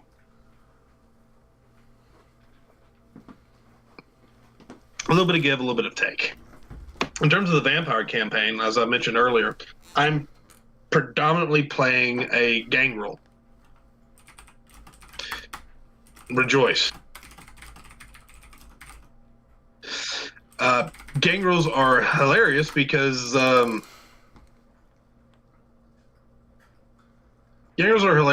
have the ability to sprout claws and kill people? Sprout claws and kill people. And the benefit to that is, in World of Darkness, as we covered in our first session so long ago, you got your different types of damage in World of Darkness, your bludgeoning and your lethal, and then you have ag damage, and nothing likes aggravated damage. And Gangrel can get aggravated damage as early as the first session, which means that they just tend to make things go away, unless it's an antediluvian or a genius or true fae. So basically, the way that damage works, right, is that there are actually 3 levels of damage in World of Darkness. So say your character has 8 HP, for example. Most do. You can take 8 HP in bashing damage, in which case, well, you've been beaten to a pulp, but you're not in danger of dying. It's the equivalent of getting in a bad bar fight. Or you can take 8 lethal damage, in which case, well, okay, you've probably been stabbed a couple times. A skilled doctor will be able to save you for sure. You're going to be okay. You've just been stabbed a little bit. It's going to be alright. But if you take 8 ag damage, you're dead. You're just dead. aggravated damage. Dead. I like to equivalent it to lethal damage. Well, bludgeoning damage or bashing damage just leaves a bruise. You're impacting the matter. You're impacting the body. Lethal damage, you're opening holes and wounds in the body in some way, shape, or form. Aggravated damage tends to make what you pass through to hit the body cease to exist in a lot of ways. Right. Like, my character in the Beast of the Primordial campaign is capable of doing aggravated damage with his fire breath. And the result of that is he vaporizes people.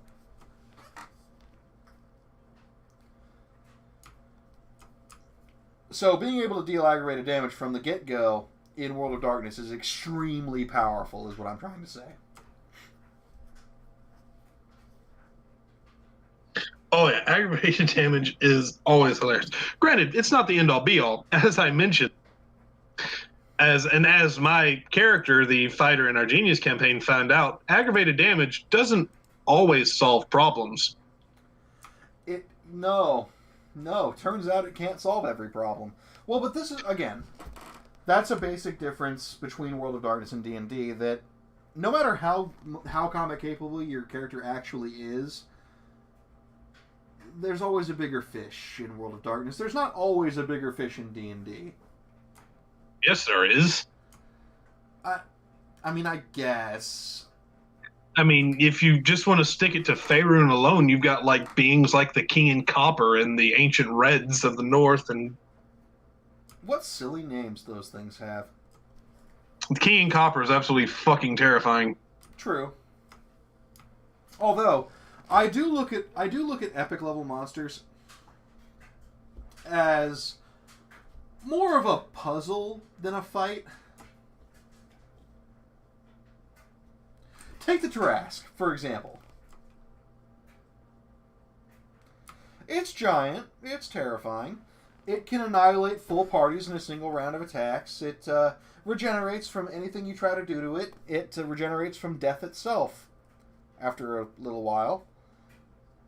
The only way the book says you can kill it is by killing it and then using the spell Wish to make sure it can never come back. But you know what it also has? Oh, do go on. 6 intelligence. And you know what wizards can do? Drain intelligence. Drain intelligence. And you know what happens when you hit 0 intelligence? Coma. Exactly. So basically what I'm saying is, even though the Tarrasque is a giant, terrifying monster, the right build can end the threat in a single round. Yeah, it's a bit funny.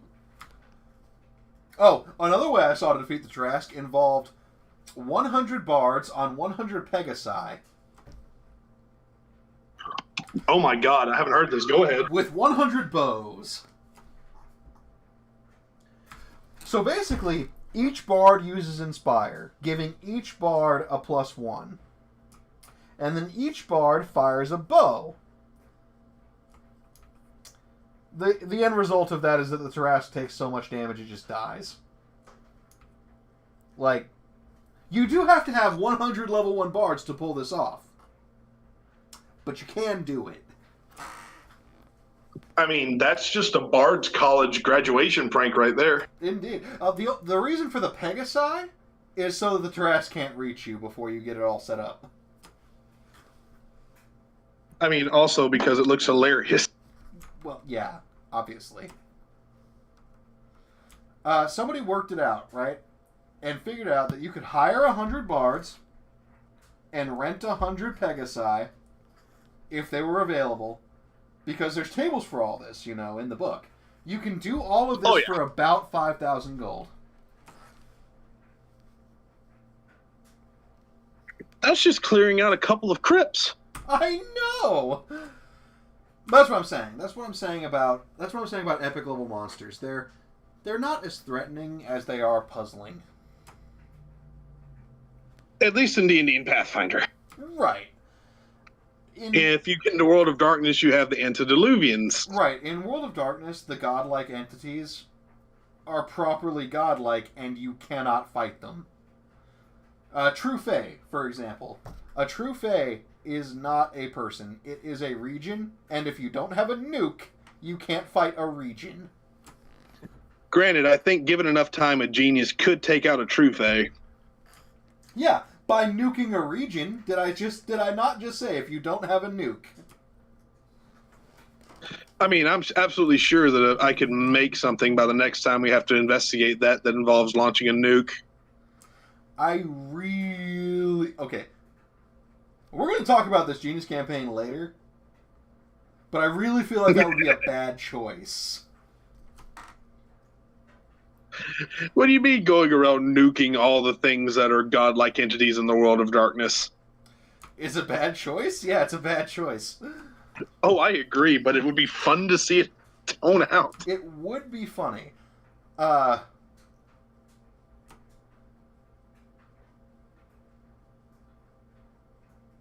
Well, since there's a silence, I'm going to talk about Game of Thrones for a second. Mm-hmm. Okay. You know why they ended up in that situation, right? Have you seen the most recent season?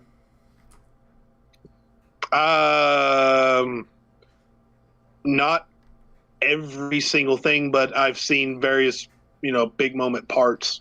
Okay, well, it ends with a whole bunch of people stuck on an island in the middle of a frozen lake. It's not important, okay? That I'm familiar with. Okay. I think the reason that happened is because that group of, like 8 people didn't bring a single ranged DPS. Granted, but I was about to say, what kind of ranged DPS do you have in the world of Game of Thrones? But then I remember the Battle of Blackwater. Exactly. And or people with bows. But my point is, right? 6 fighters, 2 paladins. 6 fighters. It's bad. It's just bad. I mean, granted, well, no, not even that. I was about to say, you take enough fighters and put them in a confined space and you will hold off indefinitely. But that did not really turn out well for the Greek forces at Thermopylae, though. Granted, that was because they get, surrounded, but that's neither here nor there. It turned out the way they kind of wanted it to in Thermopylae. Oh, yeah. No, okay, look. If I took 300 level 2 fighters, let's say, that a Spartan's probably level 2, right? I'd say they're at least level 3. Okay. They probably have 2 feats even, so let's say level 4. Yeah. If I took 300 level 4 fighters, and I gave each of them a tower shield and a short spear, and I shoved them in a canyon, they could kill a lot of people before they got overrun. It just depends on whether or not you're doing a high magic campaign. If you're doing high magic, they're fucked within a matter of, hours. A matter of seconds, because some random wizard is just like, hey, that looks like a cluster of people, fireball. Or, you bring about Elminster. I mean, yeah, but why would you ever do that to someone? For the lulz? Like, okay, look. There are only a few things in this world that are the equivalent to saying rocks fall, everyone dies. They are, oh, hey, that looks like an antediluvian. And, hey, is that Elminster? And, oh god, why are all those wizards gathered together in a circle? Also true. So basically what I'm saying is, no DM worth his salt would ever do that to anyone. Unless he really pissed them off. But again, look, even talking about the Spartans at Thermopylae, right, has just brought us back to the importance of combined arms tactics. Yeah. But granted, the entire purpose of Thermopylae was the fact that they were utilizing what they had had available to defeat the Persians' combined arms. Right, well, they weren't trying to defeat them. They were trying to prevent them going south for a little bit, which they did do. That was a thing that was accomplished. They held them up for like 3 days. That's like a really long time in traditional warfare. 3 days is a shitload. Oh yeah, especially considering that, historians actually believe the Xerxes army was completely capable of drinking rivers dry. So, and okay, here's a fun fact for everyone listening. Brandon has a bachelor's degree in classical languages and anthropology. Each of them. Like, not one degree for both, each of those. So I know... Oh, God. So I have accidentally studied a lot about this. Coincidentally, Steven does not have one of those, but Steve just lives on the internet and reads things constantly. So, Herodotus, the father of lies... I'm sorry, the father of history, Herodotus. That was a joke for Khaleesi and Pure. Herodotus is the man from whom we get the word history, because he wrote the book about the Persian Wars. And he starts his book with the line, "These are my studies regarding the war against the Persians, its causes and its eventual resolution." And the word study is historia. Yay! So Herodotus writes that the Persian army contained... The Greeks didn't actually have a word for a group of anything bigger than 10,000. So he writes that they had 1 million men. 1 million. That's probably not actually true. They probably only had 200,000 or 300,000. But when you compare that to the Greeks, whose biggest armies were 20,000, 30,000 men, the difference was it was night and day. It was like having 300 fighters against 200,000 orcs. You are just going to lose. So let's even just caveat this out a little bit more. Let's say 300 level 4 fighters, and then let's say, I forget how many Thespians and others were actually at the battle. It was what like 7,000? Yeah, in all there were a few thousand Greeks. Let's say that those few thousand Greeks, let's say those were like level 2 fighters. Sure.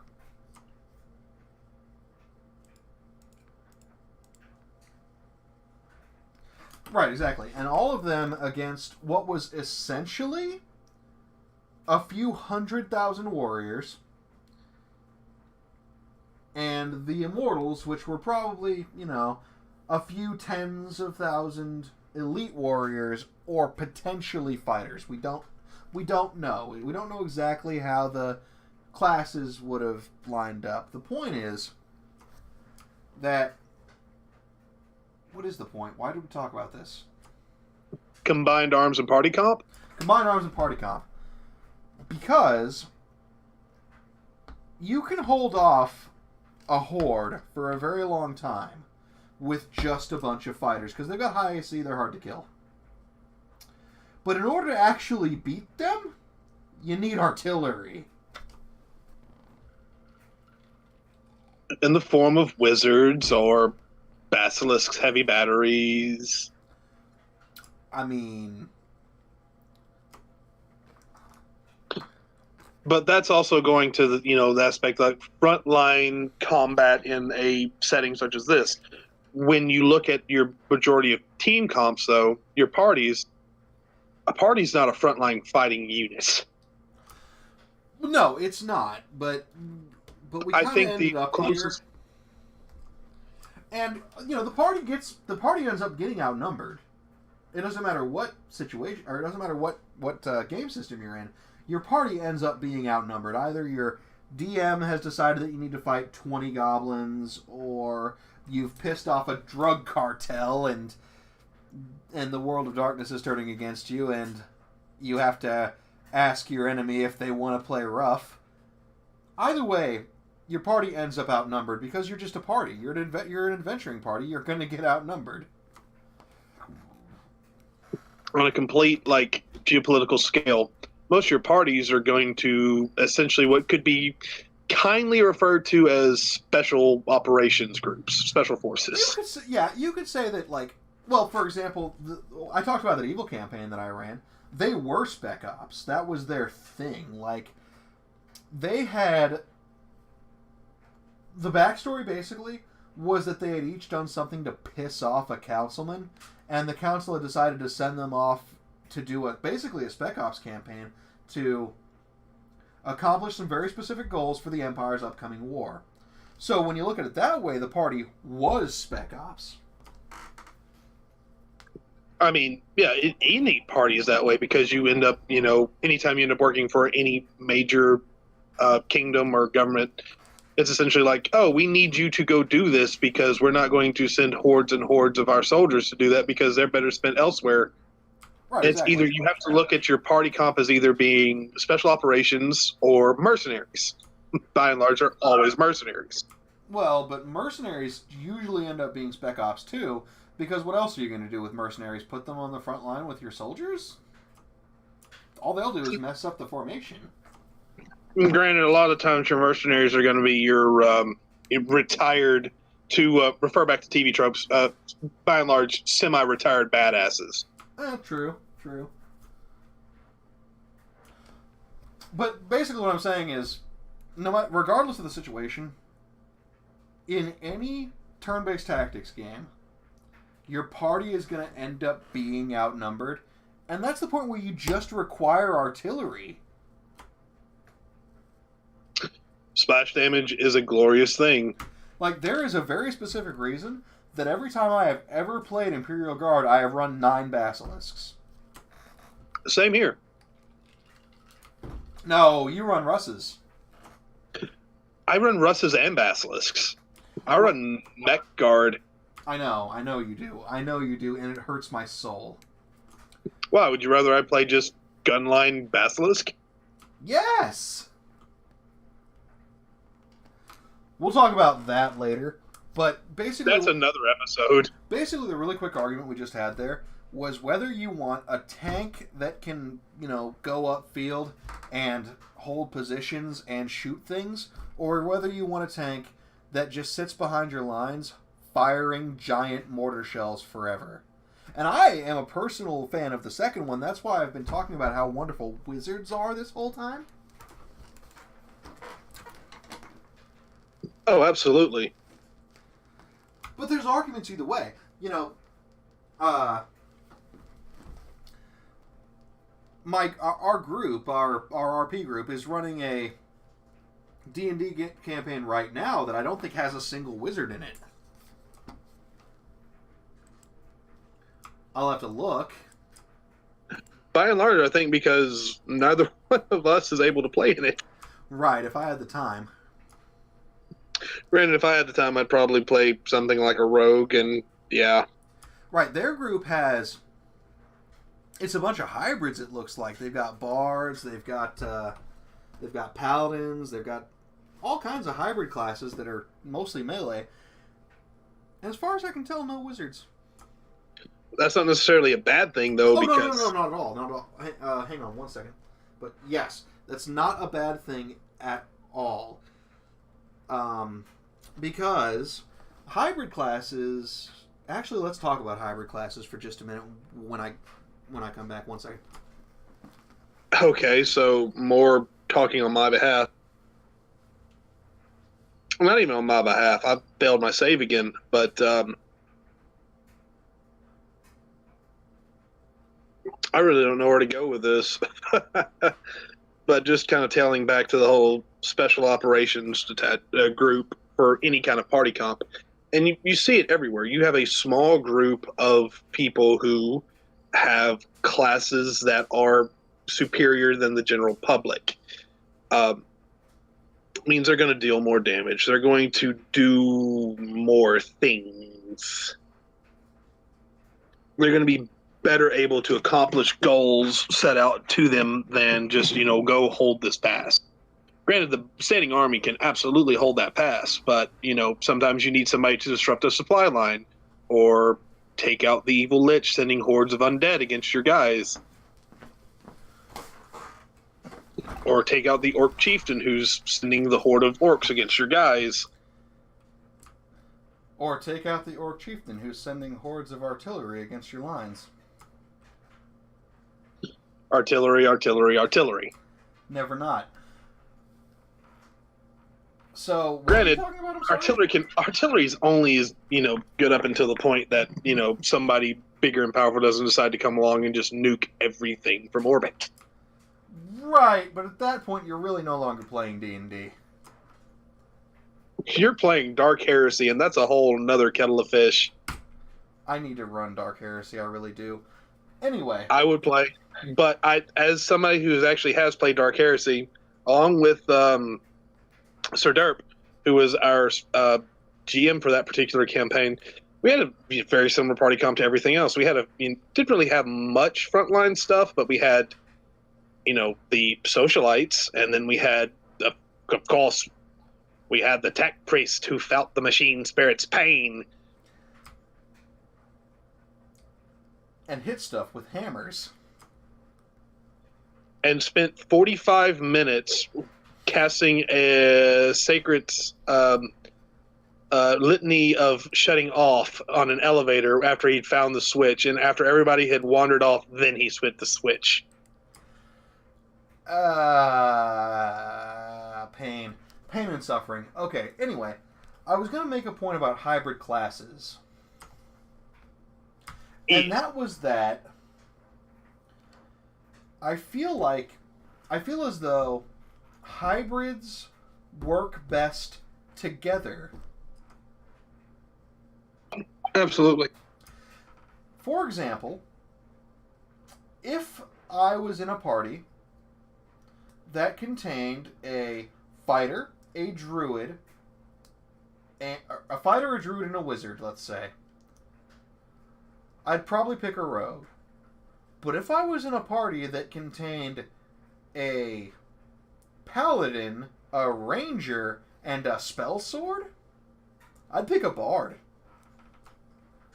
Oh, yeah. Because when you start mixing and matching roles, then it starts making less and less sense to choose a specific role.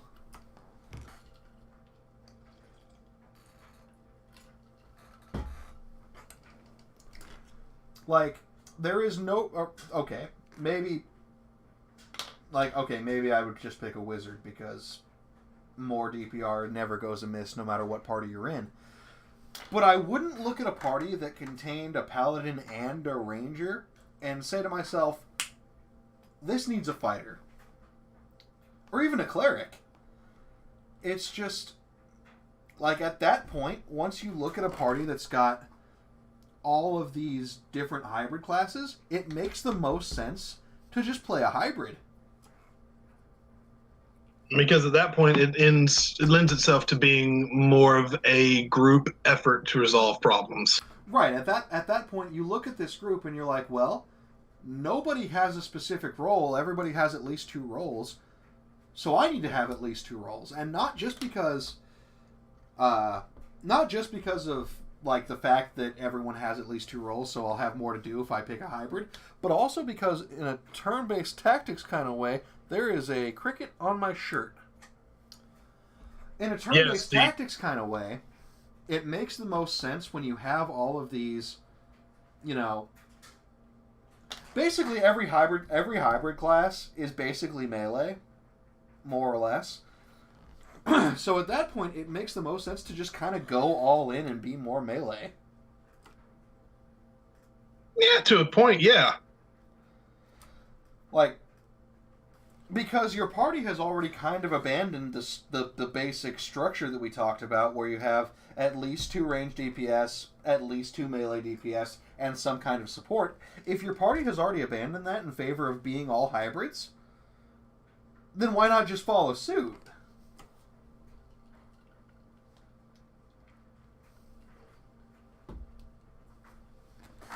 I mean, granted, a hybrid party comp is not a bad idea. It's always going to be fun and interesting because you end up in situations where you don't have to worry about sending the one person off to do one thing. You can send 2 or 3 people and you have just as much of a chance of something being accomplished. Yeah, absolutely. I'm not even... Yeah. Again, if I had my druthers, every party would be 5 wizards all the time. I'm just saying that... Yeah, that's what I'm saying too. That an all hybrid party is absolutely fine, just like an all wizard party is fine. Party dynamics aren't about the classes you pick; they're about the ability of your party to fit the challenges ahead of you.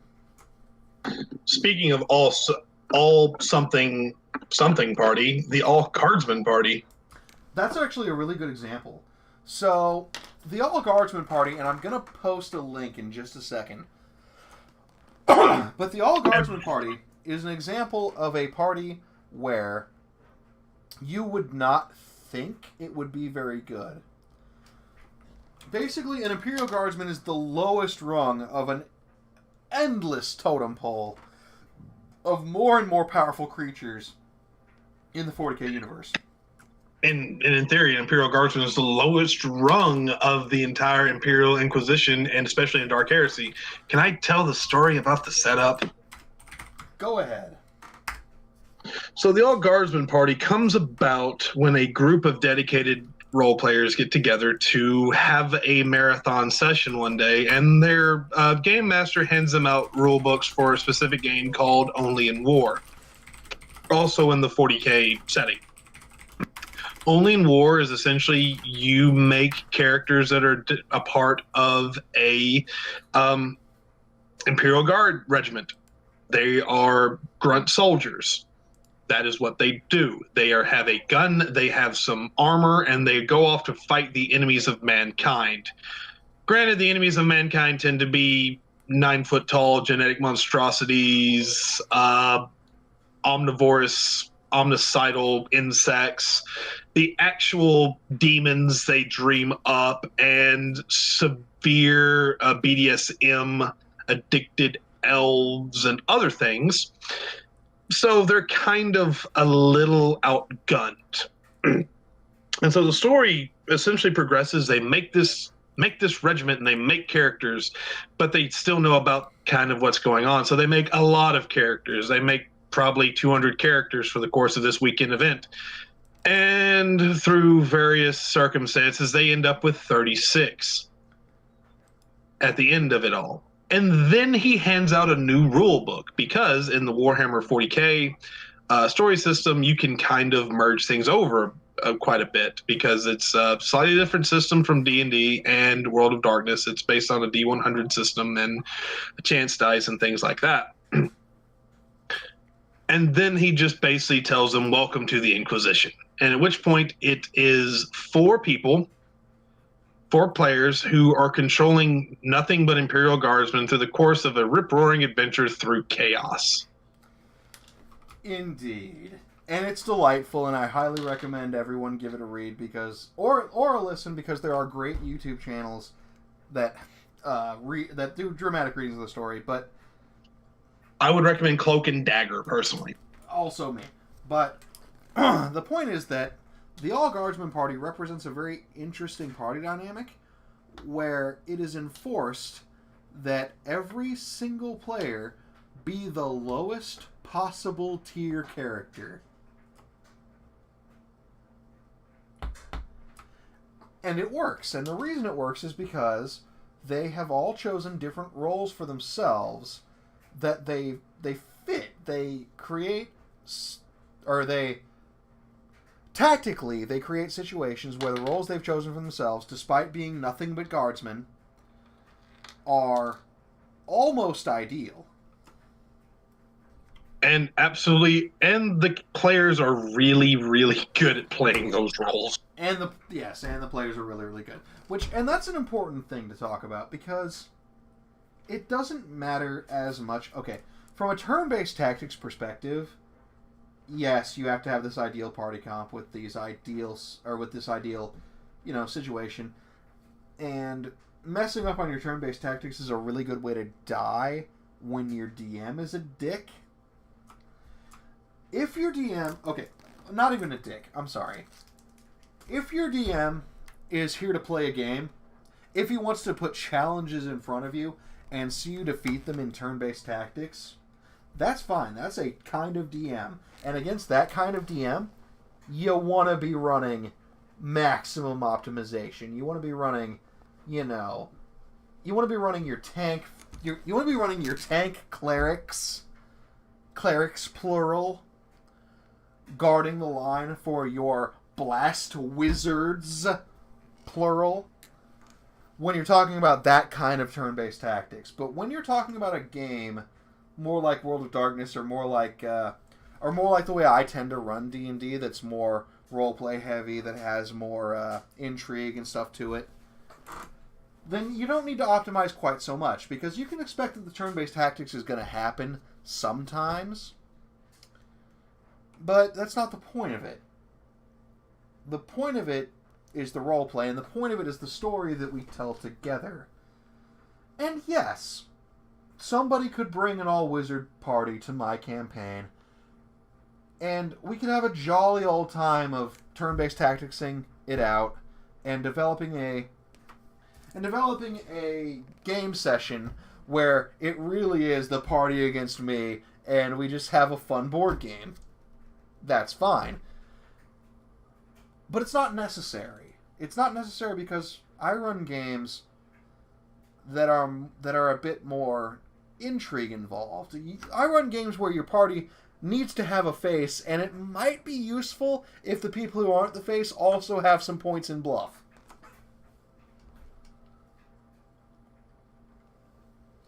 Or are really good at standing at attention. Yes, exactly. Because at the end of the day, the party composition is important, because these are combat games. Even World of Darkness is a combat game. These are turn-based tactics board games that we have ascribed roleplay to. But the roleplay is important.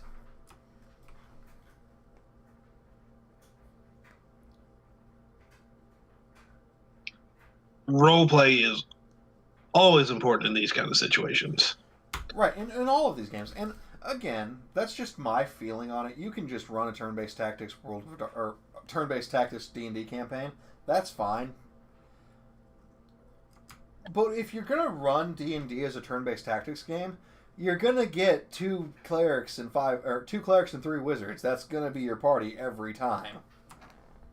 There's actually some situations where my Pathfinder group, we have it set up that if we end up in a week where various people can't show up, we just do what is referred to as the arena campaign, where it's just you make a character and you throw them at bad guys for the sake of throwing dice. Well, one day for a very special episode of this show, I will just run a one-shot for y'all. For anyone who wants to come. Sold. Yeah. Probably that will be toward the end of our Genius campaign that I'll do that, but I am totally willing to, and any listeners right now can message me on Discord if you want to be a part of that when it eventually happens. Because I really want to... We've talked a lot about systems and about role-playing and about party composition and about the best characters we've ever made and how you make a good character. And I really want to show my viewers how you put all that to use in a very simple game. I am more than happy to assist with this. I thank you. So that'll be a future episode that we'll do that. Don't look for Phoebe says I'm in, so she'll be in. It'll probably be Dungeons and Dragons, and it'll probably be a while. So think about a character. I like to start about level 4, level 5. So think about a character in that level range that you'd like to play, and we'll talk. It'll be okay.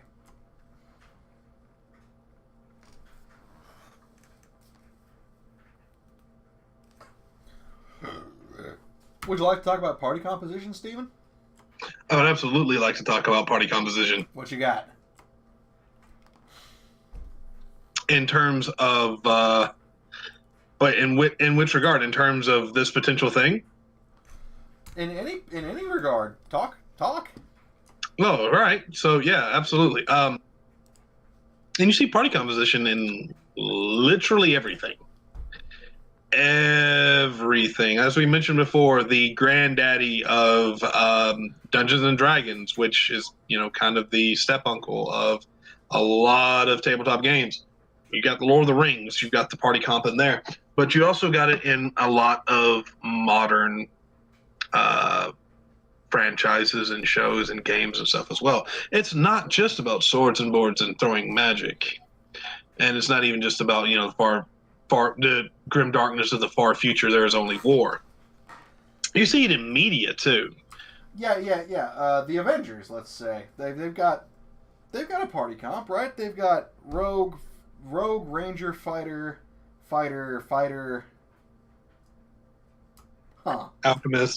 Alchemist, and also wizard now, and also fighter.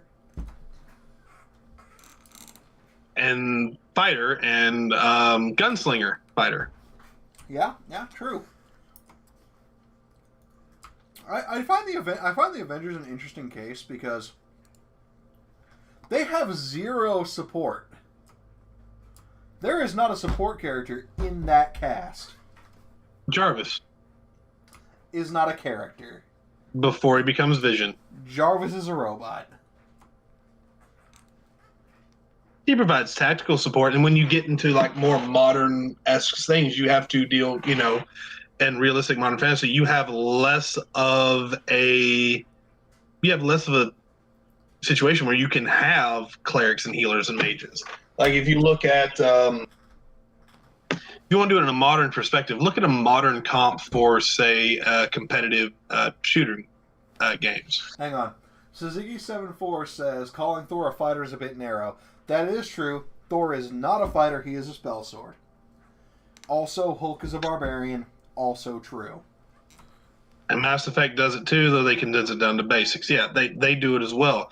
You can't really have any kind of a game where you have multiple characters interacting where it's not a fucking party comp. But if you just even look at it in, let's say, what's a good example? Let's just say Battlefield. Let's just look at the Battlefield games, for example. That's not even a class-based shooter. Yeah. Oh, shit, are we talking about combined arms tactics? A bit, yeah, because you look at it in terms of since Battlefield 2, which is where I kind of started cutting my teeth on online shooters. You had your various classes. You had your assault, who kind of doubled as a bit of a medic, and then you had your recon. Well, no, not so much. Let's just go to more along the lines of Bad Company and so on like that. You have assault. Your assault class is going to be your primary line fighter, but also a bit of a medic. And then you're going to have your engineer, who has your anti-tank stuff and repairing abilities. Then you have your support, which is your heavy gunner, and then you have your recon, which is your sniper. If you have a squad set up, sure, you can run 5 assaults. That's absolutely fine. It means that you will always be reviving your allies. But if you run a mixture, let's say 2 assaults and support an engineer, or an assault, a support engineer, and then 2 recons, 1 geared up as a sniper and 1 geared up as a kind of commando setup, you've got equipment to meet all situations you will come across. Kind of like in a setup for a MOBA, like your League in your Dota. You've got your long-range DPS and your sniper. Sniper can, a good sniper can take out anything they lay their sights upon.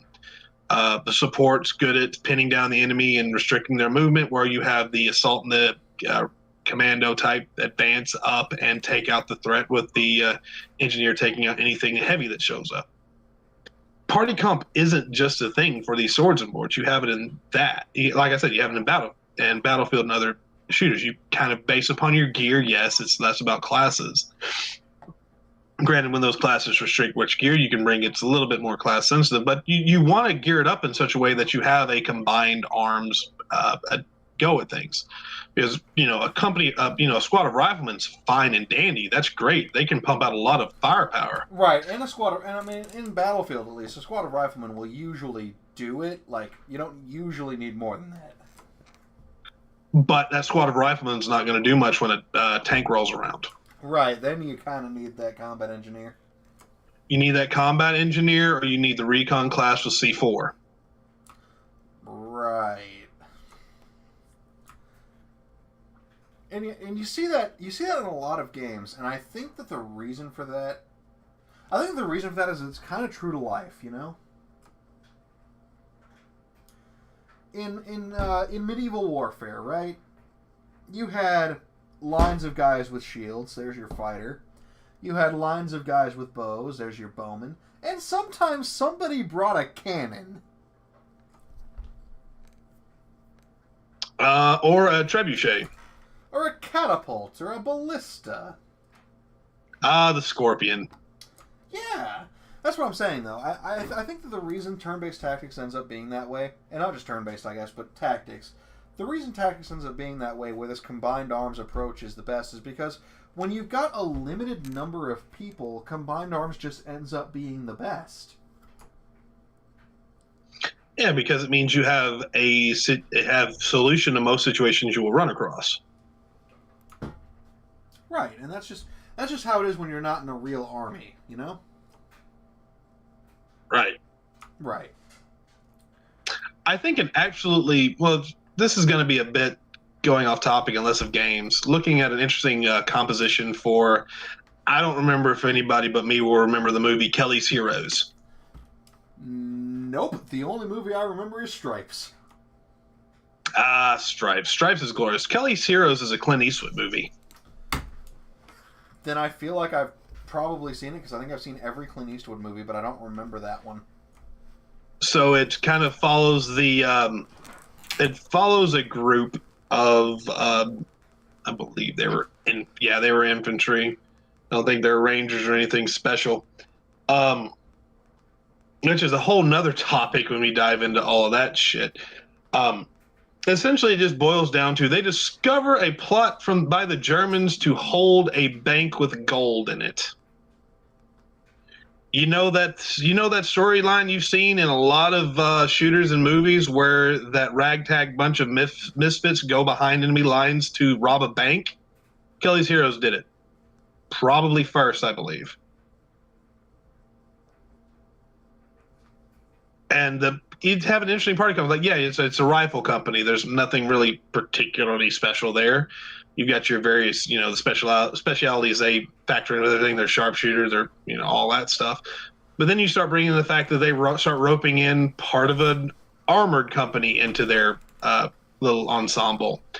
And then the bridge builders and the grave diggers. They just bring a bunch of various people in on this bank heist of theirs, as they're bringing in the people they need to complete their party comp for their specific goal. Yeah, there's going to be German tanks. Let's bring 3 Shermans. Sure. The bridge is out. The bridge is out. Let's bring up the combat engineers to build a bridge. We don't have enough guys for this fight. Let's bring up the fucking grave diggers and the regimental band to fire guns at them. But the regimental band has to give buffs. They kind of do. They really kind of do. Fair enough. Because when they show up in the fucking movie, they're playing a marching song. I believe they're playing Glory, Glory, Hallelujah. And the answer of one of the characters is like, why the hell did you bring a band? It's simple. They can fight. Fair enough. I will have to bring it. It will have to be something that needs to be watched. Yeah, I agree. So, what we've basically come to today is that the ideal party comp takes into account that concept of combined arms tactics, right? Yep. Everybody brings something unique. Everybody supports each other. And very importantly, DPR is maximized. Yep, DPR is maximized unless you're playing a purely social campaign, in which case, why are you playing a game system and not just, having a debate? Hey, now! Easy with that shit. I play World of Darkness. I play World of Darkness. Don't Look for Phoebe says, do you think the class composition came into an idea as inspired by mid-90s rock group composition? And does that make the drummer a barbarian? The answer is yes, drummers are barbarians. That is absolutely true. And yes, the lead singer is the face. And yes, the bassists are fighters. And yes, the guitarist is a wizard. But they all started out their lives as a bard. They're multi-class, baby. Bards, obviously.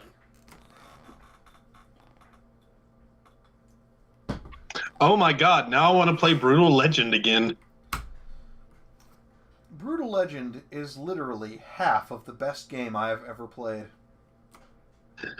Which half are you referring to? The first half, before it devolves into a bad RTS. Oh, you mean the part before it just dives in the full-on edgelord? No, the edgelord part was great. Yeah, I guess it was. I love that game so fucking much. That's actually an important point to Party Comp, because I keep making this joke because we all know that band, right? That high school band or college band, I guess at this point. That college band that's got a singer and two guitarists and 3 bassists and no drummer. We all know. We've all been there.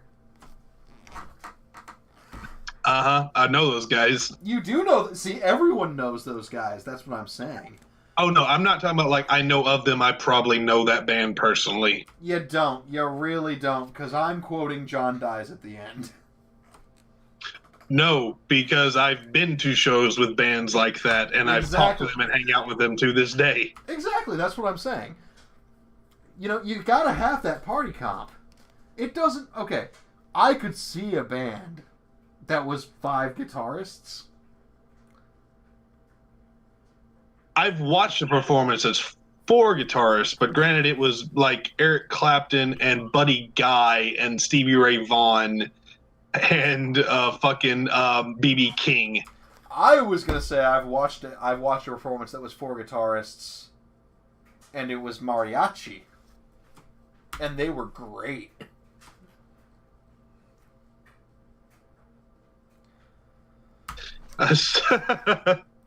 Don't Look for Phoebe says, I saw a band where there was a member of the group whose sole job was to jump around and be a silent hype man before being bound up in duct tape between songs. Not hyperbole. Is it bad that every time I see hyperbole, I have to remind myself it's not pronounced hyperbole? I just bit my tongue really hard to prevent myself from saying a thing. Yeah, you might as well go ahead and say it. Nah, we're good.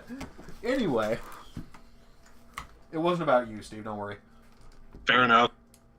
It was actually about Cleese up there, but I think he's gone away. Anyway, but yeah, it's true. It's true. You can think about it. You can think about it like a rock band. You need to have all of these roles, or you need to have a plan, because you can have if you build a party that has fighter, rogue, ranger, wizard, cleric, you're probably going to be fine. You probably will be fine unless you don't have a plan and it just goes off the rails very quickly. Well, no, that's what I mean, though. If you have that party, you're probably going to be fine. You don't have to plan that much. You just have to be like, okay, so the fighter and the cleric are going to be up front, the wizard's going to be in the back, and the other 2 are going to be doing whatever they need to do to do the most damage possible. Like the rogue is going to be sneaking behind the lines or, looting the dead. Right, exactly. if you have that party, you don't need to think too hard. That party is gonna do it for you. You don't need to be that concerned. However, 5 wizards also works, but you really gotta have a plan. Oh, absolutely. You gotta have those dedicated melee wizards. Or fireballs. Fireballs does solve most problems. Not fire ifrit, generally. Or, anything involving the elemental plane of fire. Yeah, but setting the elemental plane of fire more on fire is fine. You might actually get a medal for that. Exactly. But yeah, basically what we're saying is the standard party comp is totally fine. And if you're correct, Feeble. Evoc is flexible. It is, yeah. If you stray too much from that format, then you have to have a plan. But if you have a plan, you can do anything you want. 5 bards, go right ahead. And as I mentioned, there are tales on the internet about 5 bard bands. They're either basically out to become Deathclock or a glam metal elf band. Oh my god. Right, and 5 bards, fine. 5 fighters, maybe. Okay, 5 fighters might be slightly more questionable than 5 bards. But if you have a plan... I was thinking that you just anytime that you want to do anything like that, actually, I was supposed to say you should put a restriction on your fucking campaign. Your one shot you're gonna run where everybody has to be like you have a couple levels of bard in there. It's an idea. It's an idea. 5 fighters with spike chain and great cleave. No, don't do that. That is how you lose. Mobile chainsaw unit? Yeah, but also mobile got stabbed by a goblin unit.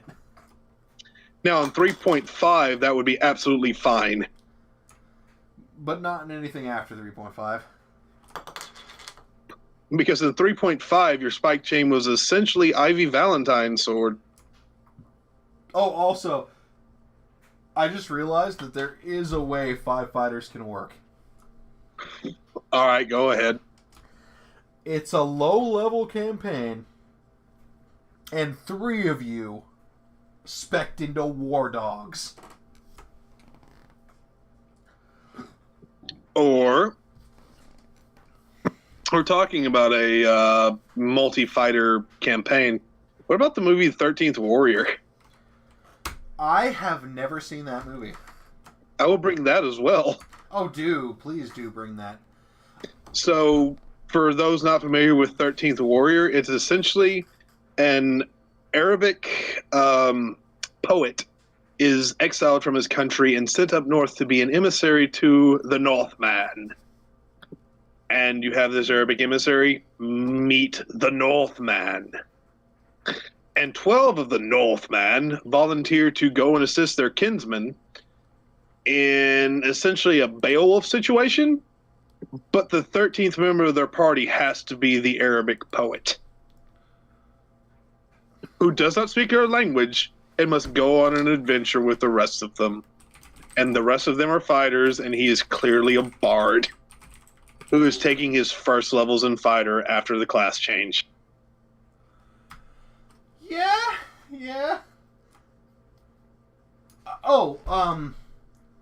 Actually, talking about movies, have you ever seen 13 Assassins? Yes, I have. That is how you do a party of fighters right there. I mean, you could also do a party of fighters with 47 Ronin. Yeah, but that's a lot of fighters, though. Actually, I guess it'd be more apt to refer to them as samurai. Yeah, but in 3.5, samurai would have just been fighters with masterwork bastard Worse swords. fighters. Actually, samurai was a class. It was just worse fighters. Oh yeah, they were just worse fighters. Point is, don't play samurai, play fighter. And just, flavor text it into a samurai. Yeah. Why is it, right? Why is it that when Wizards of the Coast tries to make an Asian, let's say an Asian class, Asian inspired class, they always fuck it up? Because it's Wizards of the Coast, they fuck up most things they lay their hands on. That is not true, okay? Most of the stuff they do is perfectly fine. I would point at 4th edition. Nobody played that. No one has played that. In my case, you're proving my point. I also would point at advanced D&D. Yeah, AD&D was bad. But look at it another way, okay? First ed. They did make magic. Second ed. 3.5. Magic the Gathering. Fifth ed, or so people tell me. I've not played 5th ed. We were excited for 5th ed. Yeah, you and I were specifically excited for 5th ed. I was excited for Pathfinder 2.0 as well until they borked paladins. They really did. Rogues are better. Yeah. Don't look for Phoebe says, or make a barbarian monk elven farmhand that drinks too much, gets angry drunk, and punches people. But if they're punching people, don't you want a monk? You just want pure monk and just take the drunken fist archetypes and stuff. Oh my god, Drunken Fist is an actual archetype. I just remembered that. Uh-huh. Ugh. What a silly game. That we all play, and we all love, and that we just talked about for the last 2.5 hours. Actually, don't look for Phoebe. Rage punching would just sum up a drunken monk or Asura's Wrath. Going for the deep cuts. I don't think I understood that reference. There's a PlayStation game called Asura's Wrath where you essentially played the god Asura, and his whole thing was, I'm so angry I punch things. And occasionally I punch things with multiple arms. So it was God of War? No, because there was no weapons. It was just punching. So it was God of War. I think you're underestimating how much punching we're going at here.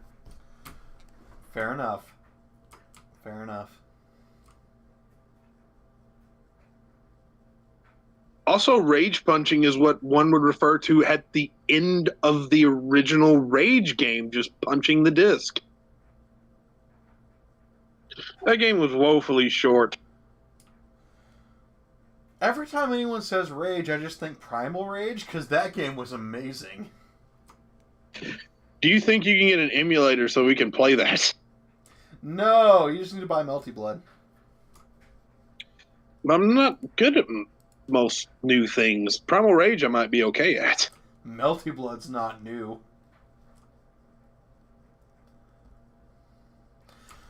Okay, alright.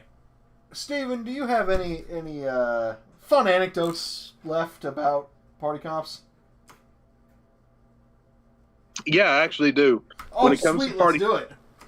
I got a couple, actually. First, you should never split the party. Fighters in the front, keep those healers hale and hearty.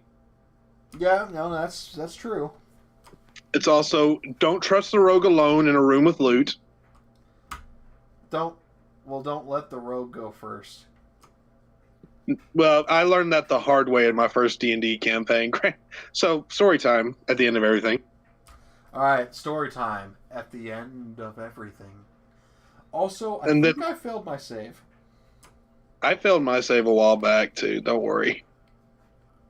So, one of the first rogues I ever made, we were exploring I believe it was Sunken Citadel, was the module we were running. My guy picked the lock and opened the door and immediately got charged by a raging barbarian orc. a level 2 human rogue.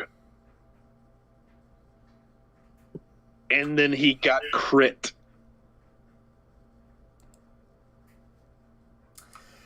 Getting crit by a rampaging barbarian is bad. Did you know? This is my first game. Oh, man. So what you're saying is your tendency of getting crit randomly started early. My tendency of getting crit randomly started early and has not stopped. Every single first session I've ever played in, my character has gotten crit. Surely not. No, every single one. You play World of Darkness, you can't get crit in World of Darkness. In D&D. I know. I'm just saying it's impossible to get crit in World of Darkness. It doesn't have that. Right. Well, so like every single session I've ever run in Pathfinder D&D, within the first 2 sessions, I get crit and end up on the floor. In our recent Mummy's Mask campaign, we were opening the first crypt we were exploring. Everybody goes forward. My guy's staying at the back because, hey, he's playing a blast sorcerer, and then suddenly a scorpion charges him and crits him. He got crit by a sorcerer? No, my sorcerer got crit by a scorpion. Oh, a scorpion. Uh-huh. Whenever I play any kind of Pathfinder D&D game, I just accept I'm going to be crit at some point in the game. But back to the anecdotes. Like we said, don't split the party. Never leave the rogue alone with any kind of loot. Never tell the paladin your entire plan. Ever. Yeah.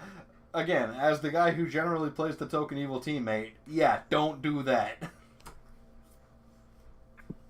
It doesn't even have to be a particularly ruthless plan. It just has to be, oh, we're going on ahead, and then the rogue kind of carefully sneaks back around and, cut someone's throat. Yep, never tell the paladin the real plan. That's a solid one. Don't trust a rogue with loot compiling or alone in the room filled with loot. And don't trust a wizard with ancient tomes. Yeah, because that's usually how you end up with a chaos infestation. Even in Dungeons and Dragons. Did I ever tell you about the time that our first level adventurers ended up with 2 points of taint? I mean, I don't want to hear about your taint. That's a story. That's probably a story for another time. Alrighty. Oh, that's right. Ages back, Cleese the Impure mentioned something about an alchemist. And I feel like I need to mention that. We really didn't cover a lot of what these various classes do. So alchemists make potions and bombs, and then they throw potions and bombs, and the bombs do damage, and the potions do things that aren't damage. Such as turning the great weapon fighter, who is essentially an XP of Guts from Berserk, into a huge 2-weapon fighter XP of Guts. Okay, so let me tell you about this campaign. So I'm a dungeon master. I master dungeons. And one day, I got this idea in my head. I was like, why don't I run a turn-based tactics campaign where everyone is just allowed to be as broken as they want? I'm liking this so far. What if I just do a campaign where everyone starts at level 8 and they are allowed to take anything in the book, anything at all. It has to fit the rules, but they can do anything they want. They can be as broken as they like. They don't have to run anything by me. If the rules allow it, they can do it. Oh boy. So the end result of that was that we got a gunslinger who could fire his guns 1, 2, 3, 4, 5, 6 times around. And each of those shots had an 18 to 20 critical. So Deadeye from Red Dead. Yes. We had a lich on a magic carpet who I want to say he had a plan for that character, but he ended up just dying in the first session for reasons I will explain in a minute. Oh boy. And then we had a guy who was like, you know, alchemist bombs can do force damage. Force damage, the one thing that nobody really fucking expects. Alchemist bombs can do 1d6 plus 4 force damage. At level 8, I can throw 15 alchemist bombs that do 1d6 plus 4 force damage per turn. You're being corrected. Gunboy apparently died first session. Oh, Gunboy died first session. My fault. My fault, says Ziggy. Thank you.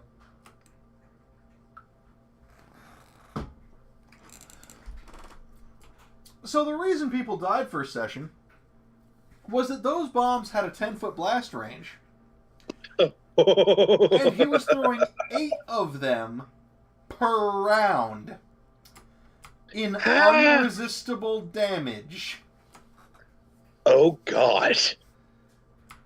So, an enemy charged at Gunboy, and the alchemist said to himself, well, the correct thing to do when someone's charging you is throw bombs at them, because it turns out throwing dynamite at people is a legitimate martial art.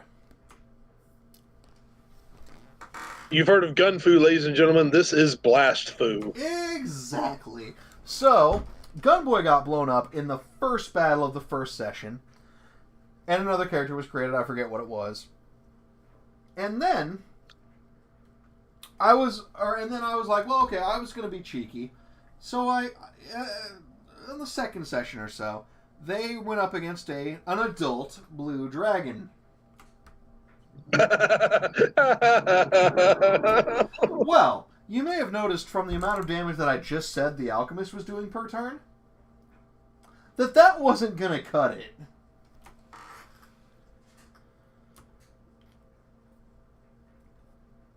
Suzuki74 says, to be fair, Gunboy had 30 HP at level 8. Yes, that is true. And that's why Gunboy died instantly when bombs got thrown. 30 at level 8? So you didn't let them take half and con it as they progress? No, that was half in con. Oh, God. I said, make a broken character. That person, that was Luke. Luke read that as dump stat Constitution. God, Luke. Oh, God, Luke.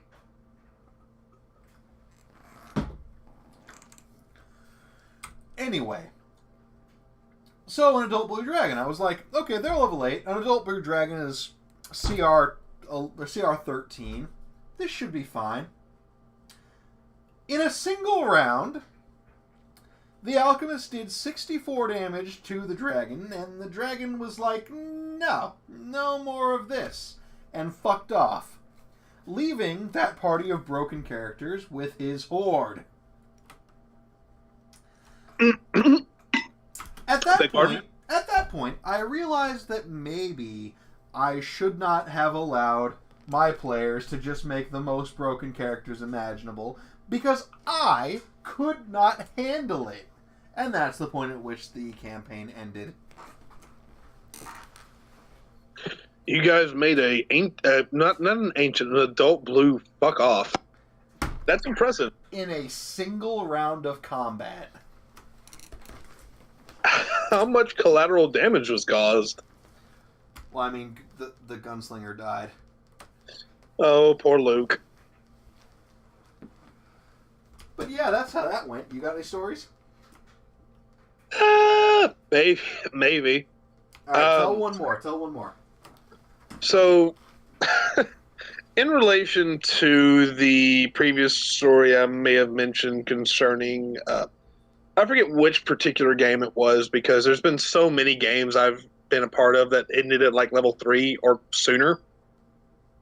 It was very rare. It's been very, very fucking hell. There's my second failed. I can't save versus Bourbon tonight, Brandon. Anyway, so there was a campaign where we were playing. I forget the exact party comp. But we ended up in a situation where we negotiated with the Horde of Orcs. Because they were also trying to steal the Horde from this dungeon. The problem is this particular Horde was protected by a red dragon. Granted, it was a juvenile red dragon, but we were level 1, or maybe 2 at this point. I don't remember. So we're going through the entire process, and we go through, and we eventually start to go into the Horde to take on the red dragon. Essentially, we're going to try to steal the Horde out from under her, and she wakes up. And the face of the party is being played by our buddy Jaw. You remember Jaw? I do remember Jaw. Reddit. We will have a conversation later about Jaw. Absolutely. So Jaw's playing the equivalent face of the party. Jaw's solution to the fact that this juvenile red wakes up is, not to flee with everybody else to formulate a new plan. No, he decides to try to seduce the juvenile red. That seems reasonable for a face. It will get to that. Oh, fun. This will actually bring back the conversation. I think it's LinkedIn. I'm trying to remember. But so that eventually falls through. He spurns her advances, and we end up running her off due to the setup we have set up with poison ballistas on the overlook of everything because the orcs were there. She flies off. We have the Horde. We get various gear. Well, before she left, she marked Jaw's character. As in, she marked him with a dragon mark that allowed her to track him at all times. Don't really think much of it at the time because, eventually at some point we'll be able to handle her. We go about looting the rest of the dungeon and we find a hidden room that has a mimic in it. We deal with the mimic. And then the next hidden room has 9 whites in it. Okay. I would hesitate to call them whites. Eventually, they're just 9 spectral entities kind of thing, just standing around a treasure chest. We deal with them, and then ghosts. And they end up leaving by screaming out, and they end up cursing the other 2 members of the party with 2 points of taint. And 3 points. Okay, I have never, in all of my career, worked with taint. What is taint? I'm trying to remember. It's essentially it ends up sapping all of your stats to a point. So it's like old style enervation negative levels. It's like cancer times 2. Yay, cancer. Yay, cancer. We end up solving that fairly easily. We find some clerics who not us, my character was fine, the other 2 were not so much. They give them some amulets to kind of block out the effects of it until it can be cured. Because that we weren't supposed to find that. Right. So while we're finding out about the taint and getting the amulets, we mention the name of the juvenile red. This particular campaign was set in the Sword Coast. Or along the Sword Coast. Yeah. Faerun, we were around Waterdeep. Sure. Well, we kind of found out that the juvenile red was the spawn of the ultimate ancient red in the area. Oh, good. I wish I had a better story, but it kind of drops off there because after we ended up going to a temple to fight off the denizens of a demon cult that were trying to raise their lord onto our plane of existence, the campaign kind of ended because and it fell apart because every campaign I'm a part of falls apart. It's okay, Steve. Campaigns fall apart. That's just a thing that happens. Not to me, but like to other people. Right. So this is the point that we end up with. We've just dealt with a demon cult. The demon knows our name and our location and everything that's going on with us. The ancient red of the mountains knows our name and who we are and can track us. 2 of our members have contracted 2 points of taint. And then we get back to our base camp or not our base camp, but our actual office in Waterdeep, and it's been robbed. Like, they killed everybody we had there. We had a stronghold set up. They killed everybody, stole all of our shit. Okay, hang on, wait. This is a quick reminder to everybody.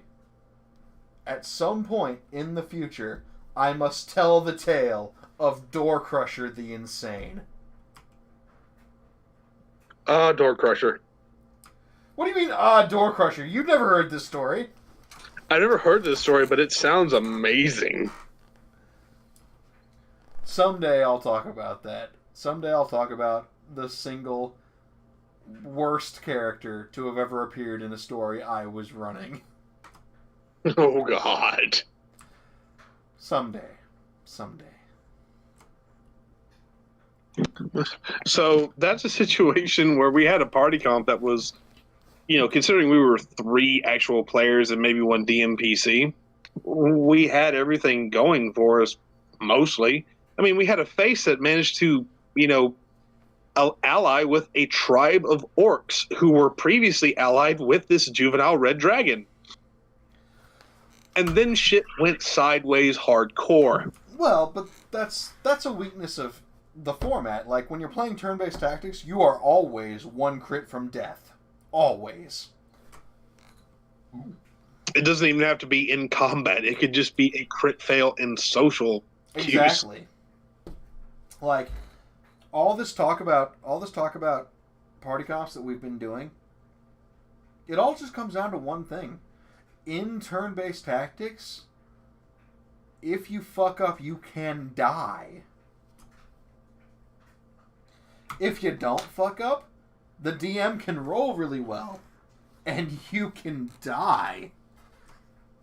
Which means if you want to keep your special character alive as long as possible, just forego systems in general and just do Forum RP.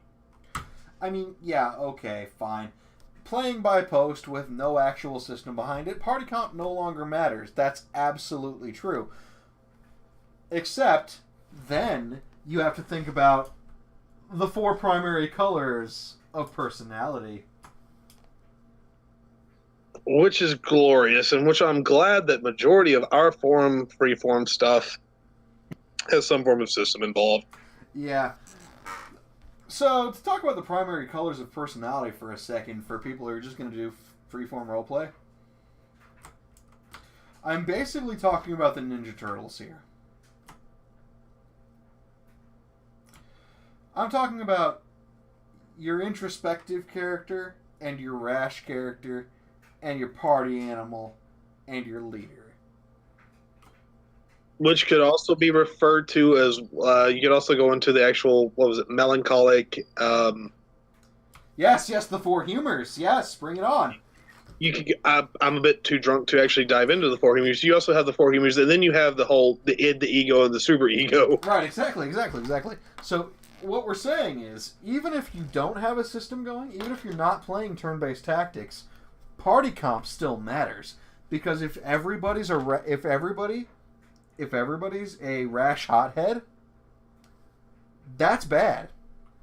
And if nobody's a rash hothead, that's also bad. If everybody's an id, it's bad. If everybody's a super ego, it's bad. Exactly. That's why you need these party comps. Turn-based tactics or not, it doesn't matter. Managed to bring it full circle with our drunken ramblings. We did. We accidentally fucked around and made a full circle out of this shit. It's like the conversation I had in the bar that somehow... So, one more bit of story time. I was at a bar the other day, and we had a conversation that started out with trains are cool, yeah. And then it went to logistics. And then we fucked around and got to Bastogne in World War II, the Battle of the Bulge, and then fucked back around to trains are cool. I mean, trains are cool.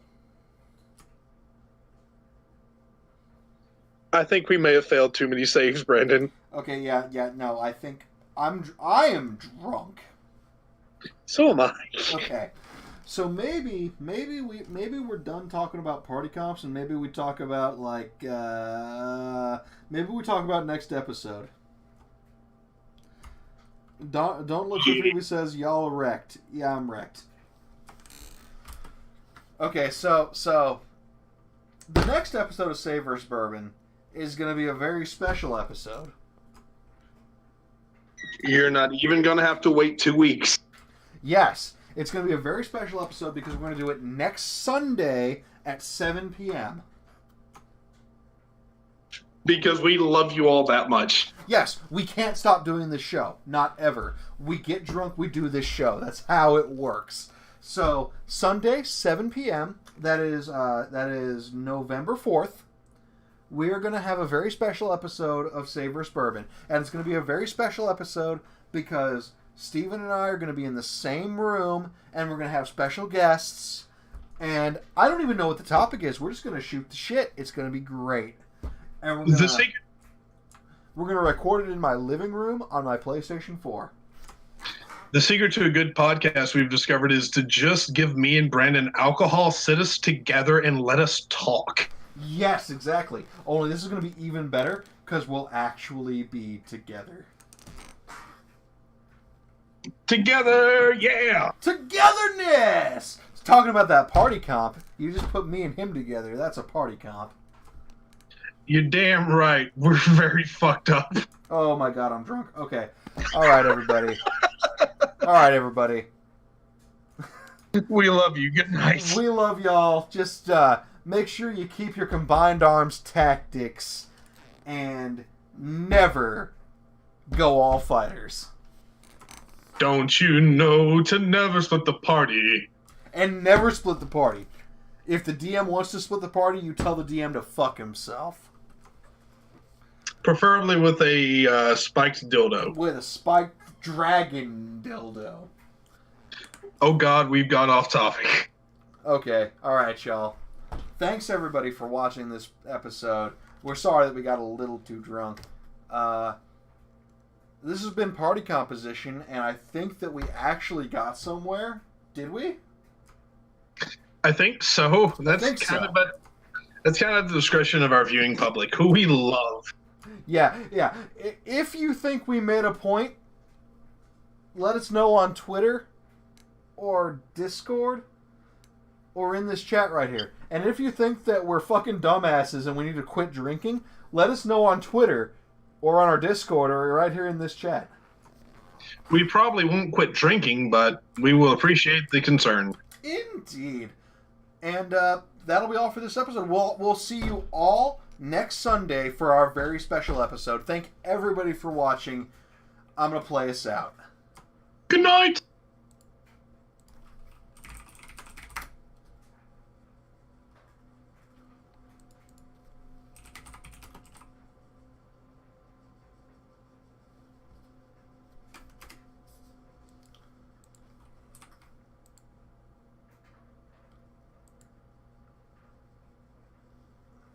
JT and I started this company with $6,000.